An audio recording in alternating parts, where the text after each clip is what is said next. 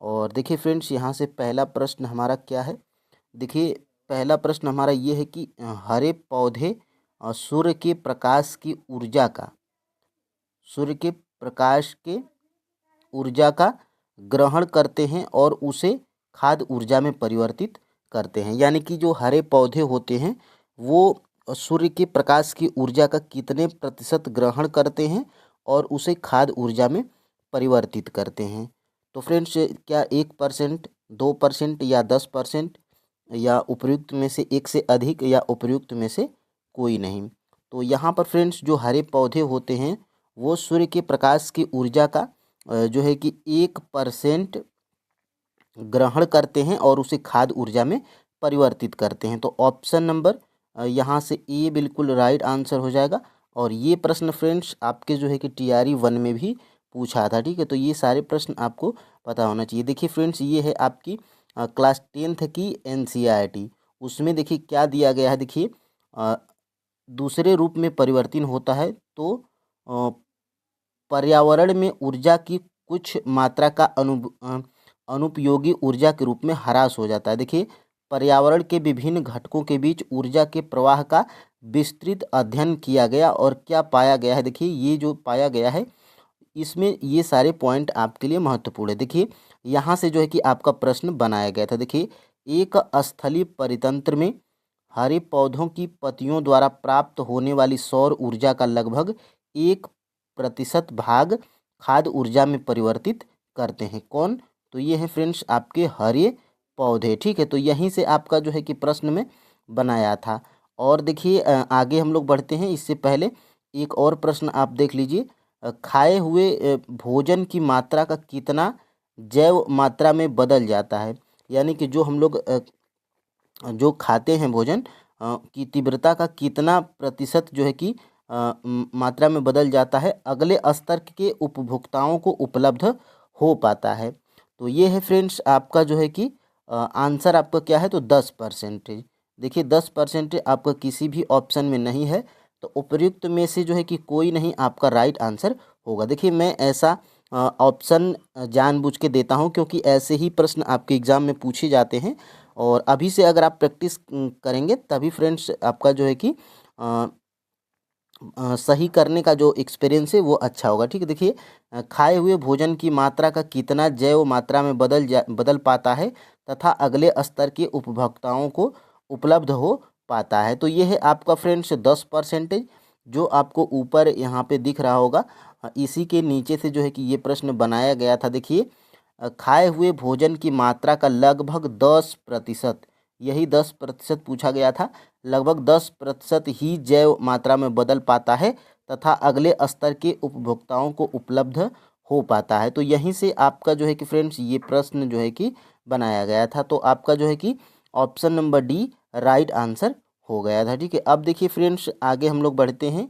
और यहाँ से देखिए खाए हुए भोजन की मात्रा का लगभग 10% ही जैव मात्रा में बदल पाता है तथा अगले स्तर के उपभोक्ताओं को उपलब्ध हो पाता है। यहीं से प्रश्न बना था। और देखिए एक फैक्ट यहाँ पे और भी हाईलाइट की गई है। देखिए सामान्यतः निचले पोषी स्तर पर जीवों की संख्या अधिक होती है, अतः उत्पादक स्तर पर यह संख्या सर्वाधिक हो जाती है। ठीक है, तो ये आपको जो है कि पता होना चाहिए। और देखिए यहाँ से आहार श्रृंखला में शाखान्वित श्रृंखला को कहा जाता है। यानी कि जो आहार श्रृंखला होती है उसमें जो शाखान्वित श्रृंखला होती है उसको क्या कहा जाता है, ये जो है कि प्रश्न में पूछा जा रहा है। क्या आहार जाल, क्या आहार तंत्र, या आहार स्तर, या उपयुक्त में से एक से अधिक, या उपयुक्त में से कोई नहीं। तो फ्रेंड्स जो आहार श्रृंखला में शाखान्वित श्रृंखला होती है उसको हम लोग क्या कहते हैं, तो उसको हम लोग कहते हैं आहार जाल। ऑप्शन नंबर फ्रेंड्स यहाँ से ए बिल्कुल राइट आंसर हो जाएगा। और ये भी प्रश्न आपके TRE 1 में पूछा गया था। तो ये सारे जो कि फैक्ट हैं।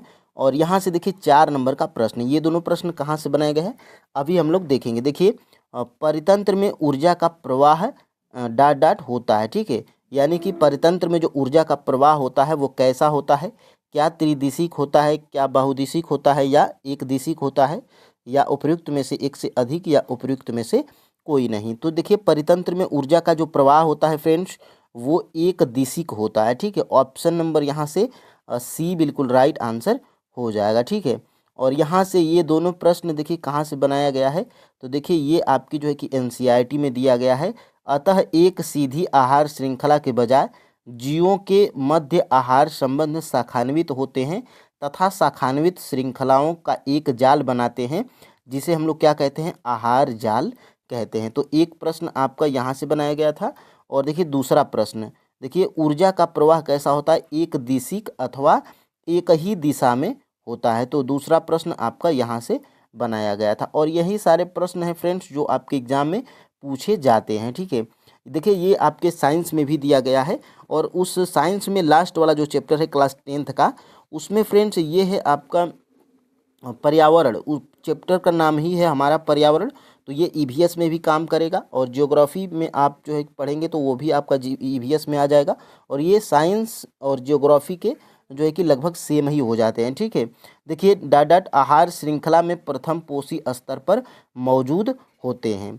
यानी कि फ्रेंड्स डाट है यहाँ पे शुरुआत में, आहार श्रृंखला में प्रथम पोषीय स्तर पर क्या मौजूद होते हैं, ये प्रश्न हमारा पूछा जा रहा है। तो फ्रेंड्स देखिए, क्या तृतीयक उपभोक्ता, प्राथमिक उपभोक्ता या स्वपोषी, या उपयुक्त में से एक से अधिक, या उपयुक्त में से कोई नहीं। तो ये फ्रेंड्स होते हैं स्वपोषी। यहाँ पे डट के स्थान पे स्वपोषी हो जाएगा। स्वपोषी आहार श्रृंखला में प्रथम पोषी स्तर पर मौजूद होते हैं। ठीक है, तो यहाँ से ऑप्शन नंबर यहाँ से सी राइट आंसर हो जाएगा। और यहाँ से देखिए ये प्रश्न आपका बनाया गया है, इसको भी हम लोग देख लेते हैं। देखिए 6 नंबर का प्रश्न है, निम्नलिखित में से कौन सा सौर प्रकाश में निहित ऊर्जा को ग्रहण करके रासायनिक ऊर्जा में बदलते हैं। यानी कि ये 3 ऑप्शंस दिए गए हैं, 5 ऑप्शंस, इनमें से कौन सा सही होगा। देखिए निम्नलिखित में से कौन सा है जो सौर प्रकाश में निहित ऊर्जा को ग्रहण करके रासायनिक ऊर्जा में बदल देता है।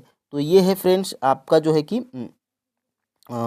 देखिए, क्या तृतीयक उपभोक्ता, प्राथमिक उपभोक्ता, या द्वितीयक उपभोक्ता, या उपयुक्त में से एक से अधिक, या उपयुक्त में से कोई नहीं। तो इसका जो है कि राइट आंसर क्या है फ्रेंड्स, उपयुक्त में से कोई नहीं, क्योंकि फ्रेंड्स ये स्वपोषी होते हैं। ये आपके स्वपोषी होते हैं जो कि सौर प्रकाश में निहित ऊर्जा को ग्रहण करके रासायनिक ऊर्जा में बदल देते हैं। कौन, तो स्वपोषी। तो ये भी आप जो है कि याद रखिएगा, ये जानबूझ के ऑप्शंस बनाया गया था। अब देखिए फ्रेंड्स आगे हम लोग बढ़ते हैं और इन दोनों प्रश्नों को हम लोग देख लेते हैं। देखिए यहाँ से स्वपोषी अथवा उत्पादक प्रथम पोषी स्तर पर होते हैं। ठीक है, और यहाँ से एक प्रश्न यहाँ से बनाया गया था, स्वपोषी। देखिए स्वपोषी सौर प्रकाश में निहित ऊर्जा को ग्रहण करके रासायनिक ऊर्जा में बदलते हैं। तो यही जो सारे जो फैक्ट दिए रहते हैं आपके एनसीईआरटी और एससीईआरटी बुक में, और यहीं से जो है कि प्रश्न आपके बनाए जाते हैं। अब देखिए आगे हम लोग बढ़ेंगे और देखिए निम्नलिखित में से किसके पास उच्च ऊर्जा स्तर है। यानी कि ये ऑप्शंस दिए गए हैं, इनमें से किसके पास जो है कि उच्च ऊर्जा स्तर है। क्या दृश्यमान विकिरण के पास उच्च ऊर्जा स्तर है, क्या पराबैंगनी विकिरण के पास है उच्च ऊर्जा स्तर, या अवरक्त विकिरण के पास, या उपयुक्त में से एक से अधिक, या उपयुक्त में से कोई नहीं। तो फ्रेंड्स देखिएगा 7 का जो है कि राइट आंसर क्या है, पराबैंगनी विकिरण, ये क्या है, उच्च ऊर्जा स्तर है। ऑप्शन नंबर फ्रेंड्स यहाँ पर ये पराबैंगनी जो विकिरण है इसके पास फ्रेंड्स उच्च ऊर्जा स्तर होती है। ठीक है, तो ऑप्शन नंबर यहाँ से बी राइट आंसर हो जाएगा। और ये 7 नंबर का प्रश्न देखिए कहाँ से बनाया गया है, तो यहाँ पर आप जो है कि देख पा रहे होंगे, यहाँ से ओजोन गैस के बारे में दिया गया है। और यहाँ पे देखिए वायुमंडल के उच्चतर स्तर पर पराबैंगनी विकिरण, ठीक है, तो के प्रभाव से ऑक्सीजन O2 अणुओं में ओजोन बनाती है। देखिए उच्च ऊर्जा वाले पराबैंगनी विकिरण ऑक्सीजन अणुओं को O2 को विघटित कर स्वतंत्र ऑक्सीजन O परमाणु बनाते हैं। तो ये आपको जो है कि इतना जो है कि कैप्चर करना था। ठीक है, तो यहीं से ये प्रश्न जो है कि बनाया गया था। अब देखिए आगे हम लोग बढ़ेंगे और निम्नलिखित में से कौन सा परितंत्र का संघटक है।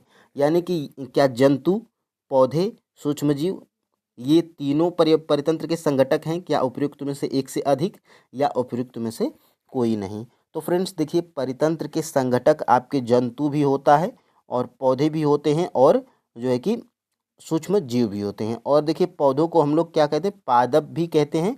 तो ये जो है कि आप याद रखिएगा, ठीक है। ये परितंत्र के सभी घटक हैं, इसलिए फ्रेंड्स आपका राइट आंसर क्या हो जाएगा, उपर्युक्त में से एक से अधिक आपका राइट आंसर हो जाएगा। देखिए ये प्रश्न देखिए कहाँ से बनाया गया, देखिए परितंत्र के संघटक क्या हैं, तो देखिए सभी जीव जैसे पौधे, जंतु, सूक्ष्म जीव, मानव, ये क्या है, सभी परितंत्र के संघटक हैं। तो यहीं से ये प्रश्न जो है कि आपका बनाया गया था। देखिए पर्यावरण में प्लास्टिक, यहाँ पे देखिए डॉट डॉट दिया गया है, पर्यावरण में जो प्लास्टिक है डॉट डॉट की क्रिया द्वारा अपघटित नहीं होता है।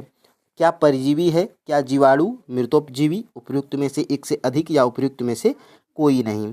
तो फ्रेंड्स देखिएगा ये 9 का जो है कि राइट आंसर क्या है, ये पर्यावरण में जो प्लास्टिक है ये फ्रेंड्स जीवाणु जीवाणु और मृतोपजीवी, ठीक है, ये जीवाणु और मृतोपजीवी की क्रिया द्वारा अपघटित नहीं होते हैं, ठीक है। तो ये जो है कि आपका दोनों सही है, इसलिए फ्रेंड्स आपका जो है कि राइट आंसर क्या है, ऑप्शन नंबर डी है। अब देखिए ये प्रश्न आपको थोड़ा समझ में कम आया होगा, लेकिन इसीलिए मैं एनसीईआरटी यहाँ पे बुक का दिखाता हूँ, क्योंकि आपको जो है कि समझ में आ जाए। देखिए फ्रेंड्स यहाँ से जो है कि देखिए यहाँ से मानव निर्मित पदार्थ जैसे प्लास्टिक का अपघटन जीवाणु अथवा दूसरे मृतोपजीवियों द्वारा नहीं हो सकता है। तो ये लाइन जब आप एनसीईआरटी में देखते हैं तो आपको बिलीव हो जाता है और प्रश्न समझ में भी आ जाता है, ठीक है। तो इस प्रश्न को आप लोग जो है कि देख लीजिए। यहाँ से एक प्रश्न और है, वे पदार्थ जो जैविक प्रक्रम द्वारा अपघटित हो जाते हैं कहलाते हैं, यानी कि वो कौन से वे पदार्थ वो कौन से पदार्थ हैं जो जैविक प्रक्रम द्वारा अपघटित हो जाते हैं कहलाते हैं, ठीक है। तो ये जो है कि क्या कहलाते हैं, तो ये फ्रेंड्स कहलाते हैं जैव निम्न करणीय। तो ऑप्शन नंबर यहाँ से फ्रेंड्स ये बिल्कुल राइट आंसर हो जाएगा। और ये सारे प्रश्न फ्रेंड्स आपके जो है कि एनसीईआरटी में भी दिया गया है। देखिए यहाँ से ये देखिए वे पदार्थ जो जैविक प्रक्रम द्वारा अपघटित हो जाते हैं ये क्या कहलाते हैं, तो जैव निम्न करणीय कहलाते हैं। तो यहाँ से जो है कि आपका ये प्रश्न बनाया गया था। अब देखिए फ्रेंड्स आगे हम लोग बढ़ते हैं, निम्नलिखित में से कौन सा आहार श्रृंखला का निर्माण करते हैं। देखिए आहार श्रृंखला सबसे पहले देखिए शाकाहारी आते हैं, फिर उसके बाद मांसाहारी आते हैं, फिर उसके बाद सर्वाहारी आते हैं, ठीक है।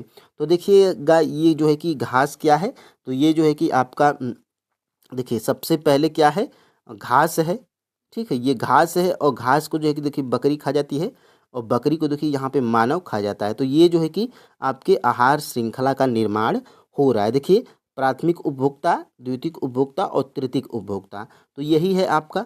ये आपका जो है कि एनसीईआरटी में जब आप पढ़िएगा तो आपको इस प्रश्न का आंसर बढ़िया तरीके से मिल जाएगा। तो इसका जो है कि राइट आंसर क्या है, ऑप्शन नंबर फ्रेंड्स बी बिल्कुल राइट आंसर है। और ये प्रश्न आपके जो है कि एनसीईआरटी में भी दिया गया है। देखिए 12 नंबर का प्रश्न क्या है, वह कौन सा पादप हार्मोन है जो तने की वृद्धि में सहायक होता है। यानी कि ये ऑप्शंस में जो हार्मोन दिए गए हैं इसमें से वो कौन सा हार्मोन है जो पादप में तने की वृद्धि में सहायक होता है। तो फ्रेंड्स देखिएगा ये इंसुलिन तो सबसे पहले ये मानव हार्मोन है, ये हमारा कट हो जाएगा क्योंकि यहाँ पे पादप की बात की गई है, पादप यानी पौधों की बात की गई है, ठीक है। तो यहाँ पर फ्रेंड्स 12 का जो है कि राइट आंसर क्या हो जाएगा, सबसे पहले तो जिब्रेलिन हो जाएगा, ठीक है। ये जिब्रेलिन ऐसा जो है कि हार्मोन है पादपों का जो कि तने में वृद्धि में सहायक होता है। तो ऑप्शन नंबर यहाँ से फ्रेंड्स ये बिल्कुल राइट आंसर हो जाएगा। और ये देखिए प्रश्न आपका कहाँ से बनाया गया है, तो यहाँ पर जब आप देख पा रहे होंगे, देखिए पादप हार्मोन द्वारा दूसरा उदाहरण क्या है, जिब्रेलिन। जिब्रेलिन है जो ऑक्सिन की तरह तने की वृद्धि में क्या होता है, तो सहायक होता है। और एक और ऑप्शन में था साइटोकाइनिन।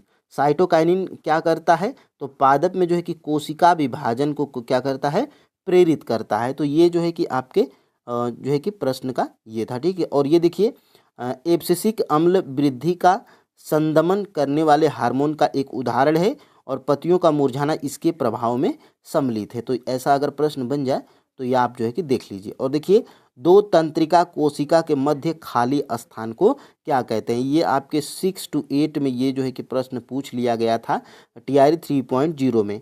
दो तंत्रिका कोशिका के मध्य खाली स्थान को क्या कहते हैं, तो सिनेप्स कहते हैं। ऑप्शन नंबर यहाँ से सी फ्रेंड्स बिल्कुल राइट आंसर हो जाएगा। और यहीं से देखिए ये प्रश्न आपका जो है कि बनाया गया था। ये देखिए आपके एनसीईआरटी में दिया गया है, जंतु तंत्रिका तंत्र। देखिए यहाँ से देखिए, यहाँ से थोड़ा सा अगर आप ऊपर जाएंगे तो यहीं से आपको ये प्रश्न का आंसर मिल जाएगा। देखिए एक्सॉन के अंत में विद्युत आवेग कुछ रसायनों का विमोचन करता है। ठीक है, ये रसायन रिक्त स्थान यानी सेनेप्स को पार करते हैं। ठीक है, तो दो खाली देखिए ये रिक्त स्थान है और दो अगली देखिए पार करते हैं तथा अगली तंत्रिका कोशिका की द्रुमिका में इसी तरह का विद्युत आवेग प्रारंभ करते हैं। तो ये जो है कि इसके नीचे जब आप देखिएगा तो यहाँ से देखिए, यह शरीर में तंत्रिका आवेग की मात्रा की सामान्य योजना है। अंततः इसी तरह का एक अंतर्ग्रथ सेनेप ऐसे आवेगों की तंत्रिका कोशिकाओं के जैसी पेशी कोशिकाओं एवं ग्रंथि तक ले जाता है। ठीक है, तो ये सेनेप्स है। दो तंत्रिकाओं के जो है कि खाली स्थान को क्या कहते हैं, तो देखिए रिक्त स्थान, यहीं से आप पकड़ लेंगे रिक्त स्थान, इसको सेनेप्स हम लोग कहते हैं। ठीक है, तो सिंपल सा प्रश्न था। और देखिए टमाटर में जो है कि कौन सा अम्ल पाया जाता है, क्या एसिटिक अम्ल, क्या टार्टेरिक अम्ल, क्या लैक्टिक अम्ल, क्या उपयुक्त में से एक से अधिक। तो फ्रेंड्स इसका जो है कि राइट आंसर क्या होगा आप हमें कमेंट करके ज़रूर बताइएगा। लिखिएगा क्वेश्चन नंबर 14 और इसका जो है कि आप कमेंट करके ज़रूर बताइएगा। ठीक है, और देखिए इसको बता ही देते हैं टमाटर में कौन सा अम्ल पाया जाता है, क्योंकि आपके एनसीईआरटी में दिया गया है। तो टमाटर में फ्रेंड्स ऑक्जेलिक अम्ल पाया जाता है। ठीक है, टमाटर में हमारा ऑक्जेलिक अम्ल जो है कि हमारा टमाटर में पाया जाता है। ठीक है, और ये टार्टरिक अम्ल किस में पाया जाता है, तो ये हमारा इमली में पाया जाता है। और ये हमारा जो है कि टीआरई 1 में ये प्रश्न जो है कि पूछा गया था। ठीक है, तो टमाटर में ऑक्जेलिक अम्ल, तो ऑक्जेलिक अम्ल किसी भी ऑप्शन में नहीं है, तो उपयुक्त में से कोई नहीं आपका राइट आंसर हो जाएगा। और यहाँ से इसको आप स्क्रीनशॉट ले लीजिए, ये चारों एग्जाम में जो है कि प्रश्न पूछे जाते हैं। ठीक है, तो देखिए सिरका में कौन सा अम्ल, तो एसिटिक अम्ल, संतरा में सिट्रिक अम्ल और इमली में टार्टरिक अम्ल, और यहाँ पे टमाटर में क्या पाया जाता है, ऑक्जेलिक अम्ल यहाँ पे पाया जाता है। और ये देखिए टीआरई 1 में इमली में कौन सा अम्ल पाया जाता है पूछा गया था, और ये टमाटर में ये 6 to 8 में टीआरई 2.0 में ये प्रश्न आपका पूछ लिया गया था। तो यहाँ से एक प्रश्न जो है कि अनिवार्य है। और यहाँ से खट्टा दूध या दही में लैक्टिक अम्ल, नींबू में देखिए सिट्रिक अम्ल, और चींटी के डंक में देखिए मेथनोइक अम्ल, और नेटल का डंक में क्या पाया जाता है, मेथनोइक अम्ल जो है कि पाया जाता है। तो ये आप स्क्रीनशॉट ले लीजिए और यहाँ से ये प्रश्न जो है कि स्क्रीनशॉट ले लीजिए, इसमें से एक नंबर आपका ज़रूर पूछा जा सकता है और जाएगा भी। ठीक है, और फ्रेंड्स हम लोग आगे बढ़ते हैं। यहाँ से देखिए निम्नलिखित में से कौन लाल लिटमस पत्र को नीला कर देता है। ये भी एक नंबर का बहुत ही कन्फ्यूजन भरा प्रश्न रहता है कि लाल लिटमस पत्र को कौन नीला कर देता है और कौन नीले लिटमस पत्र को लाल कर देता है। तो इस प्रश्न का जो है कि राइट, सबसे पहले आप एक पॉइंट लिखिए और लिखिए लाल लिटमस पत्र को कौन नीला कर देता है। तो लाल लिटमस पत्र को देखिए क्षार जो है कि नीला कर देगा। ठीक है, तो ऑप्शन नंबर यहाँ से सी बिल्कुल राइट आंसर हो जाएगा। और यहाँ से आप जो है कि स्क्रीनशॉट ले सकते हैं, देखिए यहाँ से, या आप नोट डाउन भी कर सकते हैं। देखिए अम्लों का स्वाद खट्टा होता है, यह नीले लिटमस पत्र को लाल कर देता है। तो अम्ल नीले लिटमस पत्र को लाल कर देता है और क्षार जो है कि लाल लिटमस पत्र को नीला कर देता है। ये दो पॉइंट हैं, इसको भी आप जो है कि नोट डाउन कर सकते हैं। अब यहाँ पर देखिए पहला प्रश्न हमारा ये है। देखिए पहला प्रश्न हमारा क्या है, चांदी के ऊपर काली परत व तांबे के ऊपर हरी परत चढ़ जाती है, यह किस प्रकार का उदाहरण है। देखिए फ्रेंड्स बढ़िया प्रश्न है और इम्पोर्टेंट प्रश्न है, आपके एग्ज़ाम में इसी तरह के प्रश्न पूछे जाते हैं। ठीक है, देखिए चांदी के ऊपर काली परत व तांबे के ऊपर हरी परत चढ़ जाती है, ये किस प्रकार का उदाहरण है। ठीक है, तो फ्रेंड्स ये किस प्रकार का उदाहरण है आप हमें कमेंट करके बताइए। विकृत गंधिता का उदाहरण है, या अपचयन का उदाहरण है, या उपचयन का उदाहरण है, या उपर्युक्त में से एक से अधिक, या उपर्युक्त में से कोई नहीं। तो फ्रेंड्स चांदी के ऊपर काली परत और तांबे के ऊपर हरी परत जब चढ़ जाती है तो ये जो है कि हमारा ये संक्षारण का उदाहरण है। किसका उदाहरण है? संक्षारण का उदाहरण है। ठीक है, देखिए संक्षारण का उदाहरण है, और संक्षारण आपका फ्रेंड्स किसी भी ऑप्शन में नहीं है, तो हमारा यहाँ पे कौन सा जो है कि राइट आंसर हो जाएगा?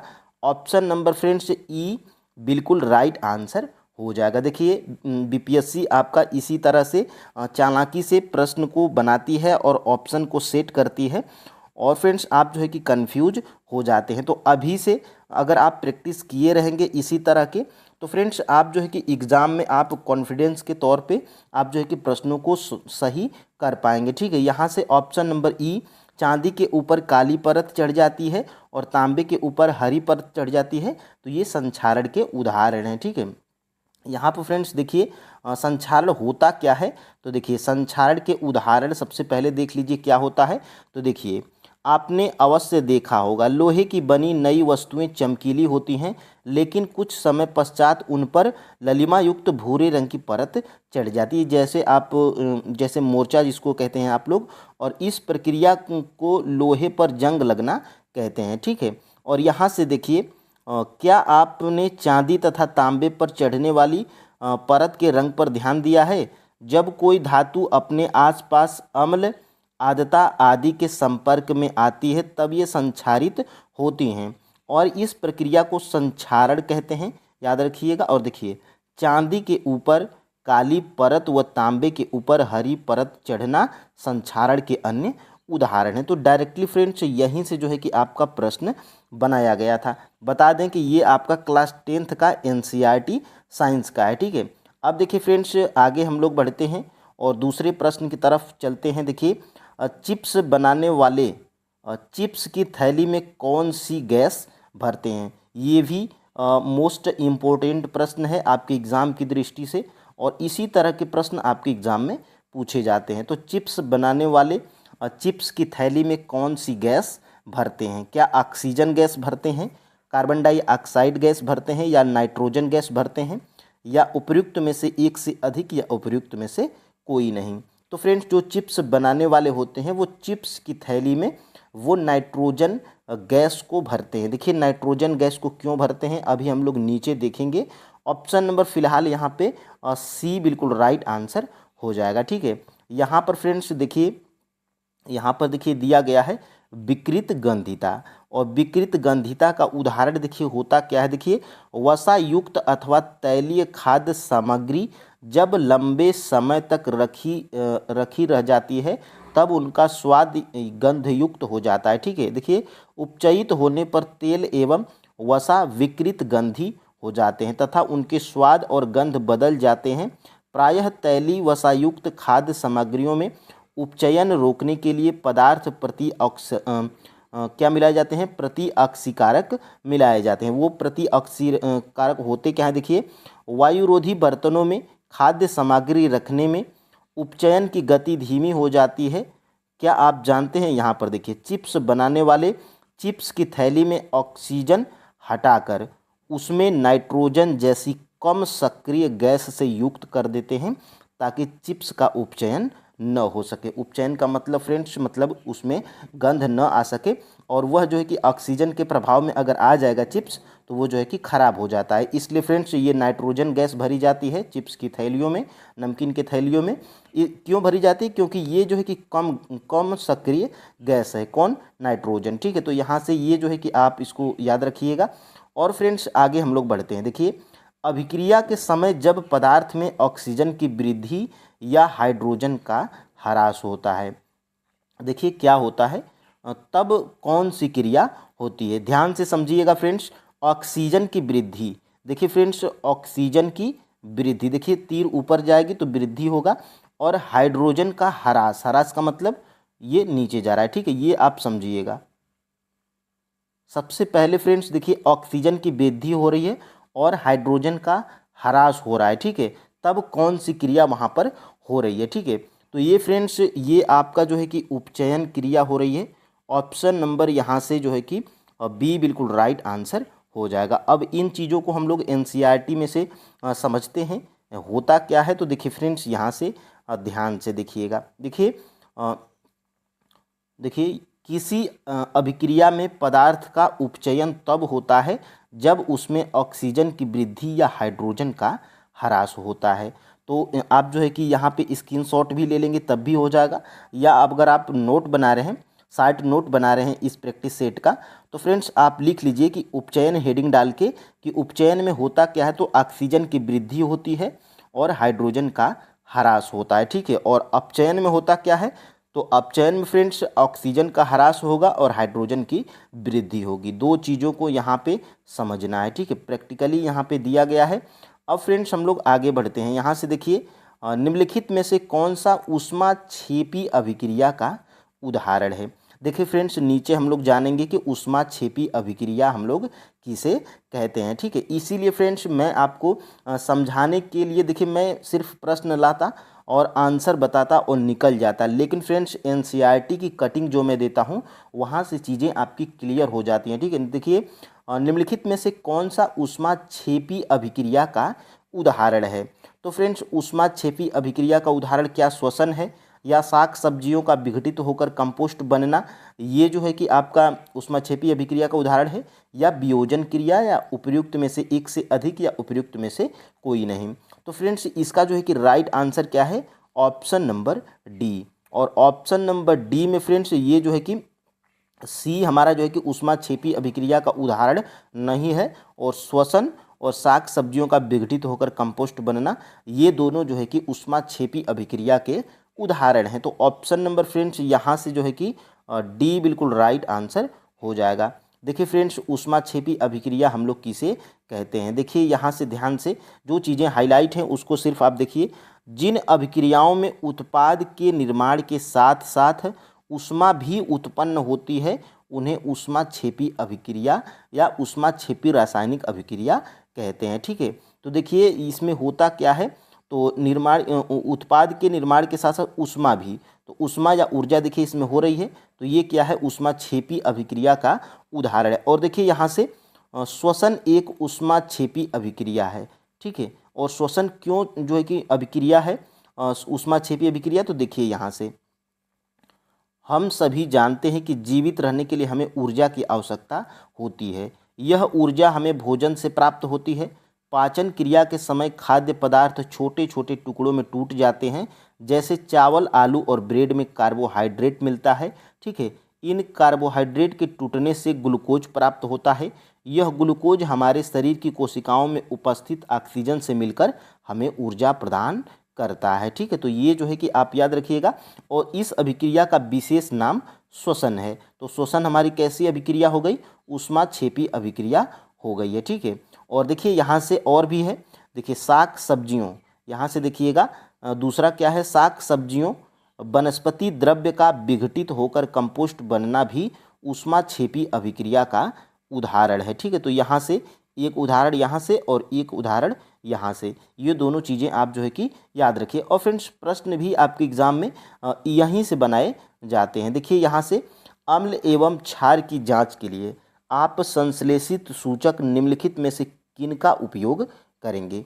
यानी कि अम्ल एवं क्षार की अगर जांच करना होगा तो आप जो है कि किसका उपयोग करेंगे, क्या मेथिल ऑरेंज का उपयोग करेंगे, या फिनाल्फथेलिन का उपयोग करेंगे, या सिट्रिक अम्ल का उपयोग करेंगे, या उपर्युक्त में से सभी या एक से अधिक का उपयोग करेंगे, या उपर्युक्त में से किसी का नहीं उपयोग करेंगे, ठीक है। तो अम्ल एवं क्षार की जांच के लिए फ्रेंड्स आप जो है कि किसका उपयोग करेंगे, तो मेथिल ऑरेंज का और फिनाल्फथेलिन का, ठीक है। ये दोनों जो है कि इसका उपयोग करेंगे। तो इसलिए फ्रेंड्स आपका जो है कि उपर्युक्त में से एक से अधिक आपका राइट आंसर हो जाएगा ऑप्शन नंबर डी। यहाँ से सी वाला गलत है।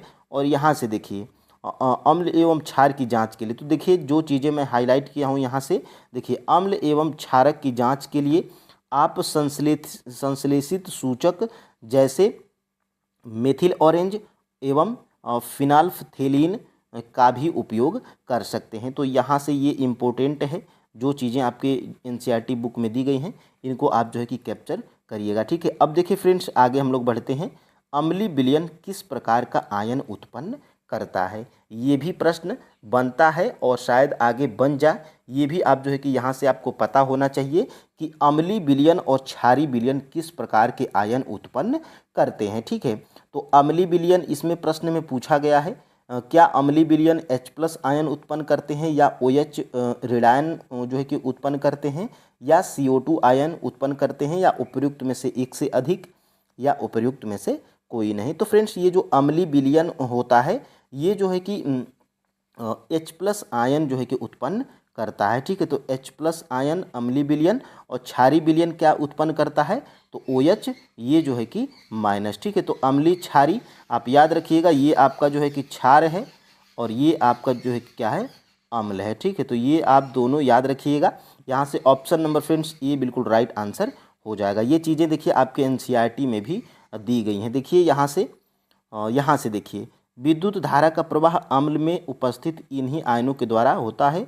अम्लों में धनायन यानी कि अम्लों में H+ आयन तथा ऋणायन जैसे HCl में Cl-, HNO3 में NO3 और CH3COH में इसमें देखिए CH3COO-, ठीक है। और H2SO4 में SO2- होता है, ठीक है। देखिए अम्ल विलयन में हाइड्रोजन आयन H+ आयन उत्पन्न करता है, इसी कारण इनका गुणधर्म क्या होता है, अम्लीय होता है। तो यहाँ से भी प्रश्न आपके एग्जाम में बनेगा, ठीक है। अब देखिए फ्रेंड्स आगे हम लोग बढ़ते हैं। किसी विलयन का pH मान 7 से कम है तो वह किस प्रकार का विलयन होगा, ठीक है। तो ये भी प्रश्न आपके एग्जाम में बन जाता है।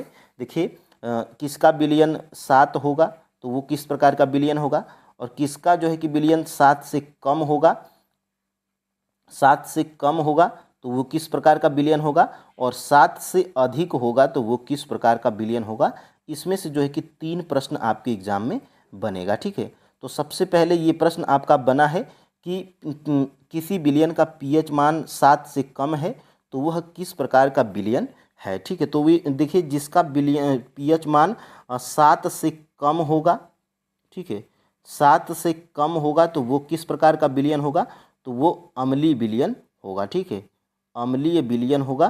तो यहाँ से ऑप्शन नंबर फ्रेंड्स ए बिल्कुल राइट आंसर हो जाएगा, ठीक है। और लवण का होता है 7 होता है तो वो जो है कि लवण हो जाता है, और 7 से जिसका जो है कि pH मान अधिक होगा वो क्या होगा, क्षारीय विलयन होगा। तो ये 3 चीज़ें आप याद रखिएगा, और यही चीज़ें देखिए आपके NCERT बुक में भी दी गई हैं। देखिए यहाँ से हाइड्रोनियम आयन की सांद्रता जिसकी अधिक होती है उसका pH मान उतना ही कम होता है। देखिए किसी भी उदासीन का, देखिए उदासीन विलयन का pH मान कितना होता है, तो 7 होता है, ठीक है। तो किसी भी जो है कि pH मान 7 होगा तो वो विलयन आपका उदासीन होगा।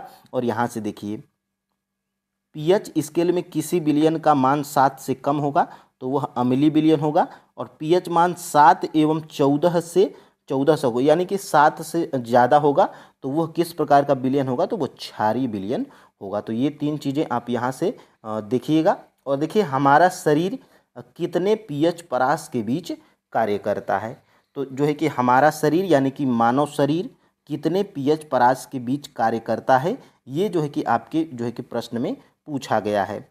क्या 7 से 7.8 pH परास के बीच कार्य करता है हमारा शरीर, या 12 से 14 pH परास के बीच कार्य करता है हमारा शरीर, या केवल 10 pH, या उपयुक्त में से एक से अधिक, या उपयुक्त में से कोई नहीं।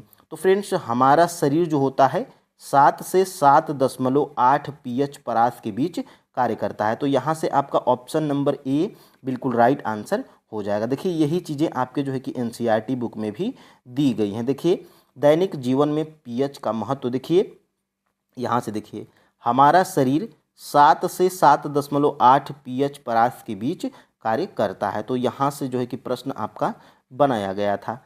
अब देखिए फ्रेंड्स अब हम लोग आगे बढ़ते हैं, और यहाँ से एक पॉइंट और है जिसको मैं हाईलाइट किया हूँ। देखिए वर्षा के जल का pH मान जब 5.6 से कम हो जाता है तो वह अम्लीय वर्षा कहलाती है। तो ये भी आपको जो है कि जानकारी होना चाहिए।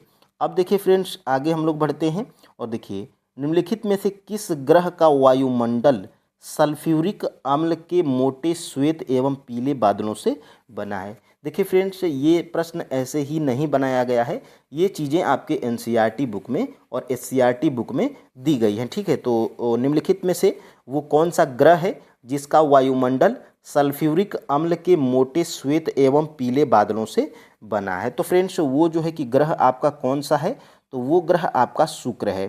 शुक्र ग्रह का वायुमंडल सल्फ्यूरिक अम्ल के मोटे श्वेत एवं पीले बादलों से बना है। तो ऑप्शन नंबर फ्रेंड्स यहाँ से जो है कि सी बिल्कुल राइट आंसर हो जाएगा। ठीक है, अब देखिए मैं हमको आपको जो है कि हमेशा बताता हूँ कि ये जो है कि आपके एनसीईआरटी और एससीईआरटी बुक में देता है कि क्या आप जानते हैं, तो ये समझ जाइए कि वेरी वेरी मोस्ट इम्पोर्टेंट यहाँ से प्रश्न बनता है। ठीक है, देखिए शुक्र का वायुमंडल सल्फ्यूरिक अम्ल के मोटे श्वेत एवं पीले बादलों से बना है। ठीक है, तो ये जो है कि आप यहाँ से ये जानकारी आपको जो है कि पता होना चाहिए। ठीक है, अब देखिए फ्रेंड्स आगे हम लोग बढ़ेंगे।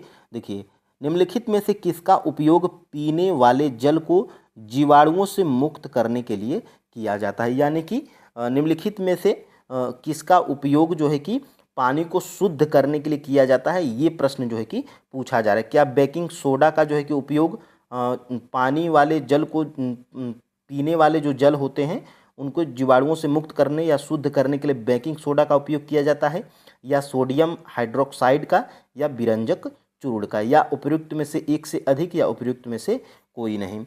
तो फ्रेंड्स देखिएगा, जो पीने वाले जल को जीवाणुओं से मुक्त करने के लिए या पीने वाले पानी को शुद्ध करने के लिए ये विरंजक चूर्ण का जो है कि उपयोग किया जाता है। तो ऑप्शन नंबर यहाँ से सी बिल्कुल राइट आंसर हो जाएगा। और ये चीज़ें आपके जो है कि एनसीईआरटी बुक में भी दी गई हैं। देखिए फ्रेंड्स विरंजक चूर्ण, देखिए यहाँ से विरंजक चूर्ण होता क्या है। देखिए सोडियम क्लोराइड लवण जल के विद्युत अपघटन से क्लोरीन का निर्माण होता है। क्लोरीन गैस का उपयोग विरंजक चूर्ण के उत्पादन के लिए किया जाता है। तो ये भी आप जो है कि याद रखिएगा कि क्लोरीन गैस का उपयोग विरंजक चूर्ण के उत्पादन में किया जाता है। देखिए शुष्क बुझा हुआ चूना CaOH का होल ट्वाइस पर क्लोरीन की क्रिया से विरंजक चूर्ण का निर्माण होता है। और देखिए विरंजक चूर्ण CaOCl2 से दर्शाया जाता है, यानी कि ये विरंजक चूर्ण का सूत्र है और ये बुझा हुआ चूना का सूत्र है। देखिए ये उसमें कहा क्या गया है कि विरंजक चूर्ण के उत्पादन के लिए किया जाता है शुष्क बुझा हुआ चूना। तो देखिए ये शुष्क बुझा हुआ चूना है, और ये देखिए यहाँ से क्लोरीन इसमें जो है कि इसमें क्लोरीन मिलाया। देखिए क्लोरीन का निर्माण करने के लिए क्लोरीन गैस का विरंजक चूर्ण उत्पादन के लिए किया जाता है। देखिए ये क्लोरीन गैस है और यहाँ से ये विरंजक चूर्ण जो है कि प्राप्त हुआ है। ठीक है, और यहाँ से जल भी इसमें निकला है कुछ। देखिए विरंजक चूर्ण का उपयोग किस में होता है, हमारा प्रश्न ये था। तो देखिए वस्त्र उद्योग में सूती एवं लिनेन के विरंजक के लिए, कागज की फैक्ट्री में लकड़ी की मज्जा एवं लॉन्ड्री में साफ कपड़ों के विरंजक के लिए विरंजक चूर्ण का उपयोग किया जाता है। और कई रासायनिक उद्योगों में से एक उपचायक के रूप में एवं पीने वाले जल को जीवाणुओं से मुक्त करने के लिए विरंजक चूर्ण का उपयोग किया जाता है। तो यहाँ से फ्रेंड्स प्रश्न जो है कि बना था। अब देखिए फ्रेंड्स यहाँ से अपच का उपचार करने के लिए निम्नलिखित में से किस औषधि का उपयोग होता है, यानी कि जब आपको जो है कि अपच होता है तो उसमें आप जो है कि किस औषधि का उपयोग करते हैं या किया जाता है, ये प्रश्न जो है कि पूछा जा रहा है। तो डॉक्टर क्या एंटीबायोटिक का उपयोग करते हैं, या एंटासिड का उपयोग करते हैं, या एंटीसेप्टिक का उपयोग करते हैं, या उपयुक्त में से एक से अधिक, या उपयुक्त में से कोई नहीं। तो फ्रेंड्स अपच का जब उपचार किया जाता है तो इसमें जो है कि एंटासिड का उपयोग किया जाता है। ऑप्शन नंबर यहाँ से जो है कि बी बिल्कुल राइट आंसर हो जाएगा। ठीक है, यहाँ से देखिए ये आपके जो है कि एनसीईआरटी बुक में भी दिया गया। देखिए हमारे पाचन तंत्र का पीएच मान, देखिए यहाँ से हमारा उदर हाइड्रोक्लोरिक अम्ल उत्पन्न करता है। यह उदर को हानि पहुँचाए बिना भोजन के पाचक में सहायक होता है। कौन, तो हाइड्रोक्लोरिक अम्ल। और ये जो है कि कौन जो है कि उत्पन्न करता है, हमारा उदर। ठीक है, और यहाँ से देखिए अपच की स्थिति में उदर अत्यधिक मात्रा में अम्ल उत्पन्न करता है, जिसके कारण हमें उदर में क्या होता है, दर्द एवं जलन का अनुभव होता है, जैसे पेट और दर्द होने लगता है। और देखिए इस दर्द से मुक्त होने के लिए एंटासिड, देखिए यहाँ पे एंटासिड जैसे क्षारकों का उपयोग किया जाता है। तो ये जो है कि प्रश्न आपके एग्जाम में बन सकता है। और देखिए एंटासिड, देखिए इस अध्याय से के आरंभ में ऐसा ही एक उपचार आपके आवश्यक सुझाया होगा। यह एंटासिड अम्ल की अधिक मात्रा को उदासीन करता है। इसके लिए magnesium hydroxide, milk of magnesium जैसे दुर्बल क्षारक का उपयोग किया जाता है। तो यहाँ से जो है कि जब आप उपच होता है तो एंटासिड नामक औषधि का उपयोग किया जाता है। ठीक है, अब देखिए आगे हम लोग बढ़ते हैं। निम्नलिखित में से किस को बनाने के लिए प्लास्टर ऑफ पेरिस का उपयोग किया जाता है, यानी कि प्लास्टर ऑफ पेरिस का उपयोग क्या बनाने के लिए किया जाता है। तो यहाँ पे देखिए खिलौने बनाने के लिए, या टूटी हड्डियों को सही जगह पर स्थिर करने के लिए, या सजावट का सामान बनाने के लिए, या उपयुक्त में से एक से अधिक, या उपयुक्त में से कोई नहीं। तो यहाँ पर फ्रेंड्स इसका जो है कि राइट आंसर क्या है, उपयुक्त में से एक से अधिक। ठीक है, यहाँ पर ऑप्शन नंबर यहाँ से कौन सा, डी बिल्कुल राइट आंसर हो जाएगा। खिलौने बनाने के लिए भी प्लास्टर ऑफ पेरिस का उपयोग किया जाता है, और टूटी हड्डियों को सही जगह पर स्थिर करने के लिए भी किया जाता है प्लास्टर ऑफ पेरिस का उपयोग, या सजावट का सामान बनाने के लिए भी प्लास्टर ऑफ पेरिस का उपयोग किया जाता है। तो ऑप्शन नंबर यहाँ से डी, और ये देखिए प्लास्टर ऑफ पेरिस। देखिए जिप्सम को 373 के पर गर्म करने के लिए यह जल के अणुओं का त्याग कर कैल्शियम सल्फेट अर्ध हाइड्रेट या हेमीहाइड्रेट CaSO4 हाफ H2O बनाता है। ठीक है, इसे प्लास्टर ऑफ पेरिस कहते हैं। तो प्लास्टर ऑफ पेरिस का ये सूत्र है, और इसी को हम लोग जिप्सम भी कहते हैं। देखिए यहाँ से इस पदार्थ का उपयोग डॉक्टर टूटी हुई हड्डियों को सही जगह पर स्थिर करने के लिए करते हैं। प्लास्टर ऑफ पेरिस एक सफ़ेद चूर्ण है जो जल मिलाने पर यह पुनः जिप्सम बनकर कठोर पदार्थ होता है। ठीक है, तो जिप्सम से जो है कि हमें प्लास्टर ऑफ पेरिस प्राप्त होता है। कैसे प्राप्त होता है, तो जब जिप्सम को हम लोग 373 जो है कि तापमान पर गर्म करते हैं तो हमें क्या प्राप्त होता है, ये जो है कि हमें प्लास्टर ऑफ पेरिस प्राप्त होता है। ठीक है, और देखिए यहाँ से ये हमारा क्या है, ये हमारा प्लास्टर ऑफ पेरिस है, और ये देखिए यहाँ से ये जिप्सम है, और जिप्सम होने पे देखिए ये हमारा क्या निकला है, ये हमारा निकला है। ठीक है, अब देखिए फ्रेंड्स आगे हम लोग बढ़ते हैं, और यहाँ से देख लेते हैं। देखिए प्लास्टर ऑफ पेरिस का उपयोग खिलौने बनाने, सजावट का सामान बनाने एवं सतह को चिकना करने के लिए किया जाता है। तो ये आपने जो है कि अभी ऑप्शंस में देखा था। ठीक है, अब देखिए आगे हम लोग बढ़ते हैं। निम्नलिखित में से वह कौन सी धातु है जिसे चाकू से भी काटा जा सकता है, यानी कि आपको जैसे पता है कि धातुएं कठोर भी होती हैं, लेकिन वो चाकू से नहीं कटती हैं, मतलब आसानी से नहीं कटती हैं। लेकिन जो है कि वो कौन सी धातु है जो चाकू से भी इनको काटा जा सकता है। तो लिथियम, सोडियम, पोटेशियम, या उपयुक्त में से एक से अधिक, या उपयुक्त में से कोई नहीं। तो फ्रेंड्स ये जो है कि लिथियम, सोडियम और पोटेशियम, ये जो है कि तीनों चाकू से जो है कि काटी जा सकती हैं। ठीक है, तो चाकू से काटी जा सकती हैं। ठीक है, अब यहाँ से देखिए, यहाँ से उपयुक्त में से एक से अधिक जो है कि आपका राइट आंसर हो जाएगा। और ये चीज़ें आपके फ्रेंड्स NCERT में भी दी गई हैं। यहाँ से देखिएगा, देखिए यहाँ से मरकरी को छोड़कर सारी धातुएं कमरे के ताप व ठोस अवस्था में पाई जाती हैं, यानी कि सबसे पहले एक प्रश्न यहाँ से बनता है कि वो कौन सी धातु है जो कमरे के ताप पर भी ठोस अवस्था में पाई जाती है, तो वो मरकरी है। ठीक है, मरकरी है। और देखिए धातुओं का गलनांक अधिक होता है। देखिए गैलियम और सीजियम का गलनांक बहुत कम है। और यहाँ से देखिए यदि आप अपनी हथेली पर इन दोनों धातुओं को रखेंगे तो ये पिघलने लगेंगी। और ये देखिए आयोडीन अधातु होते हैं, अधातु होते हुए भी क्या होते हैं, चमकीले होते हैं। ठीक है, अब देखिए यहाँ से कार्बन ऐसी धातु है जो विभिन्न रूपों में विद्यमान रहती है। और देखिए कार्बन के अपरूप, देखिए एक हीरा है, कार्बन का अपरूप है हीरा।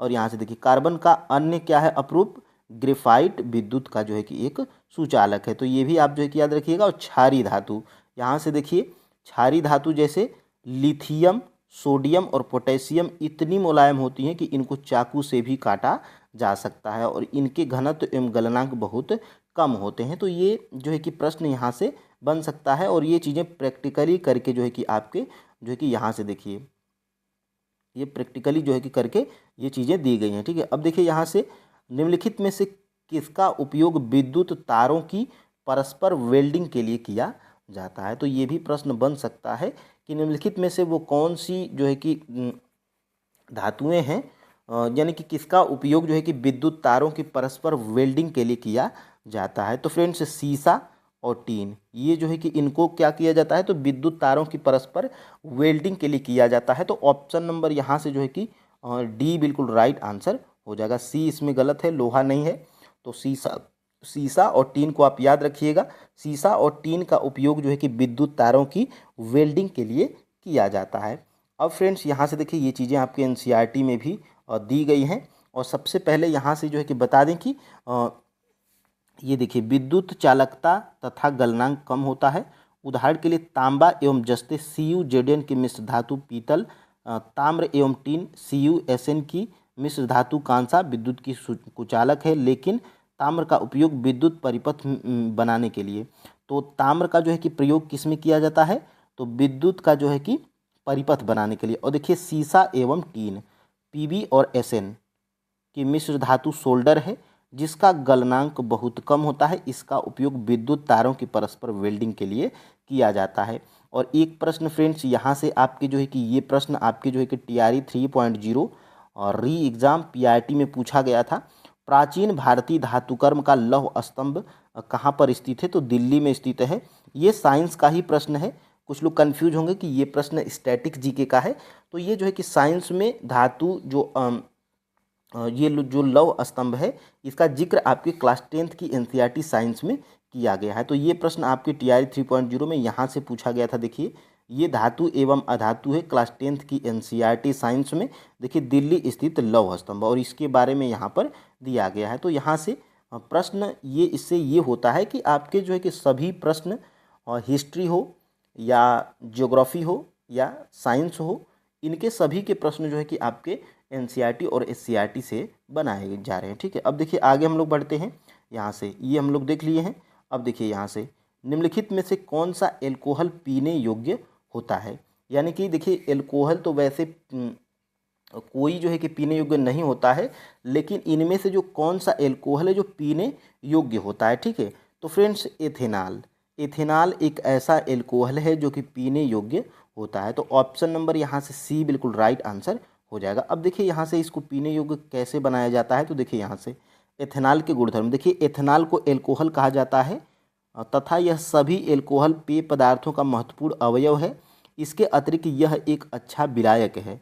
और देखिए यहाँ से इसलिए एल्कोहल का जो है कि उपयोग टीचर आयोडीन, कफ सिरप आप देखे होंगे, और टॉनिक आदि जैसे औषधियों में होता है। एथेनॉल को किसी भी अनुपात में जल में मिलाया जा सकता है। तनु एथेनॉल की थोड़ी सी मात्रा लेने पर नशा आ जाता है। तो आपने देखा होगा जो लोग सिरप या टॉनिक का ज़्यादा इस्तेमाल करते हैं उनको नींद बहुत ज़्यादा आती है। ठीक है, और फ्रेंड्स जो कफ वाली सिरप होती है, जो खांसी वाली सिरप होती है, उसको अगर डायरेक्टली आप एक पी जाएंगे तो हानिकारक तो उतना नहीं होगा, लेकिन आपको नींद बहुत जाएगी, मतलब नशा युक्त हो जाता है। ठीक है, तो ये जो है कि देख सकते हैं यहाँ पे, हालांकि एल्कोहल पीना निंदनीय है लेकिन समाज में बड़े पैमाने पर प्रचलित है। लेकिन शुद्ध एथेनॉल परिशुद्ध एल्कोहल की थोड़ी सी भी मात्रा घातक सिद्ध हो सकती है। काफ़ी समय तक एल्कोहल का सेवन करने से स्वास्थ्य संबंधी कई समस्याएं उत्पन्न हो सकती हैं। तो ये जो है कि एथेनॉल जो होता है इसका उपयोग हम लोग डायरेक्टली नहीं करते हैं, लेकिन कुछ न कुछ चीज़ें बनाकर जैसे कफ सिरप टॉनिक में इसका इस्तेमाल किया जाता है। इसलिए ये जो एक प्रकार जो एथेनॉल एल्कोहल है ये जो है कि पीने योग्य होता है। यही क्या है पहला प्रश्न फ्रेंड्स हमारा ये है कि बिहार में कब विनाशकारी भूकंप आया था। यानी कि फ्रेंड्स बिहार राज्य में, देखिए फ्रेंड्स आप जो है कि बिहार राज्य का एग्ज़ाम दे रहे हैं, तो इसलिए फ्रेंड्स आपकी बिहार जो है कि साइंस जो एससीईआरटी बुक है बिहार की, उसमें ये जो है कि प्रश्न आपका दिया गया है। देखिए बिहार में कब विनाशकारी भूकंप आया था, ये जो है कि आपको पता होना चाहिए। क्या 1933 में, क्या 1934 में, क्या 1935 में, या एक से अधिक या उपर्युक्त में से कोई नहीं। तो फ्रेंड्स देखिएगा बिहार में जो है कि आपका जो है कि विनाशकारी भूकंप 1934 ईस्वी में आया था।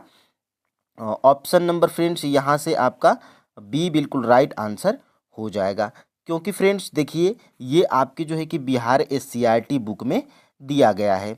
यहाँ पर देखिए क्या दिया गया है, दो डेट आपको याद रखनी है।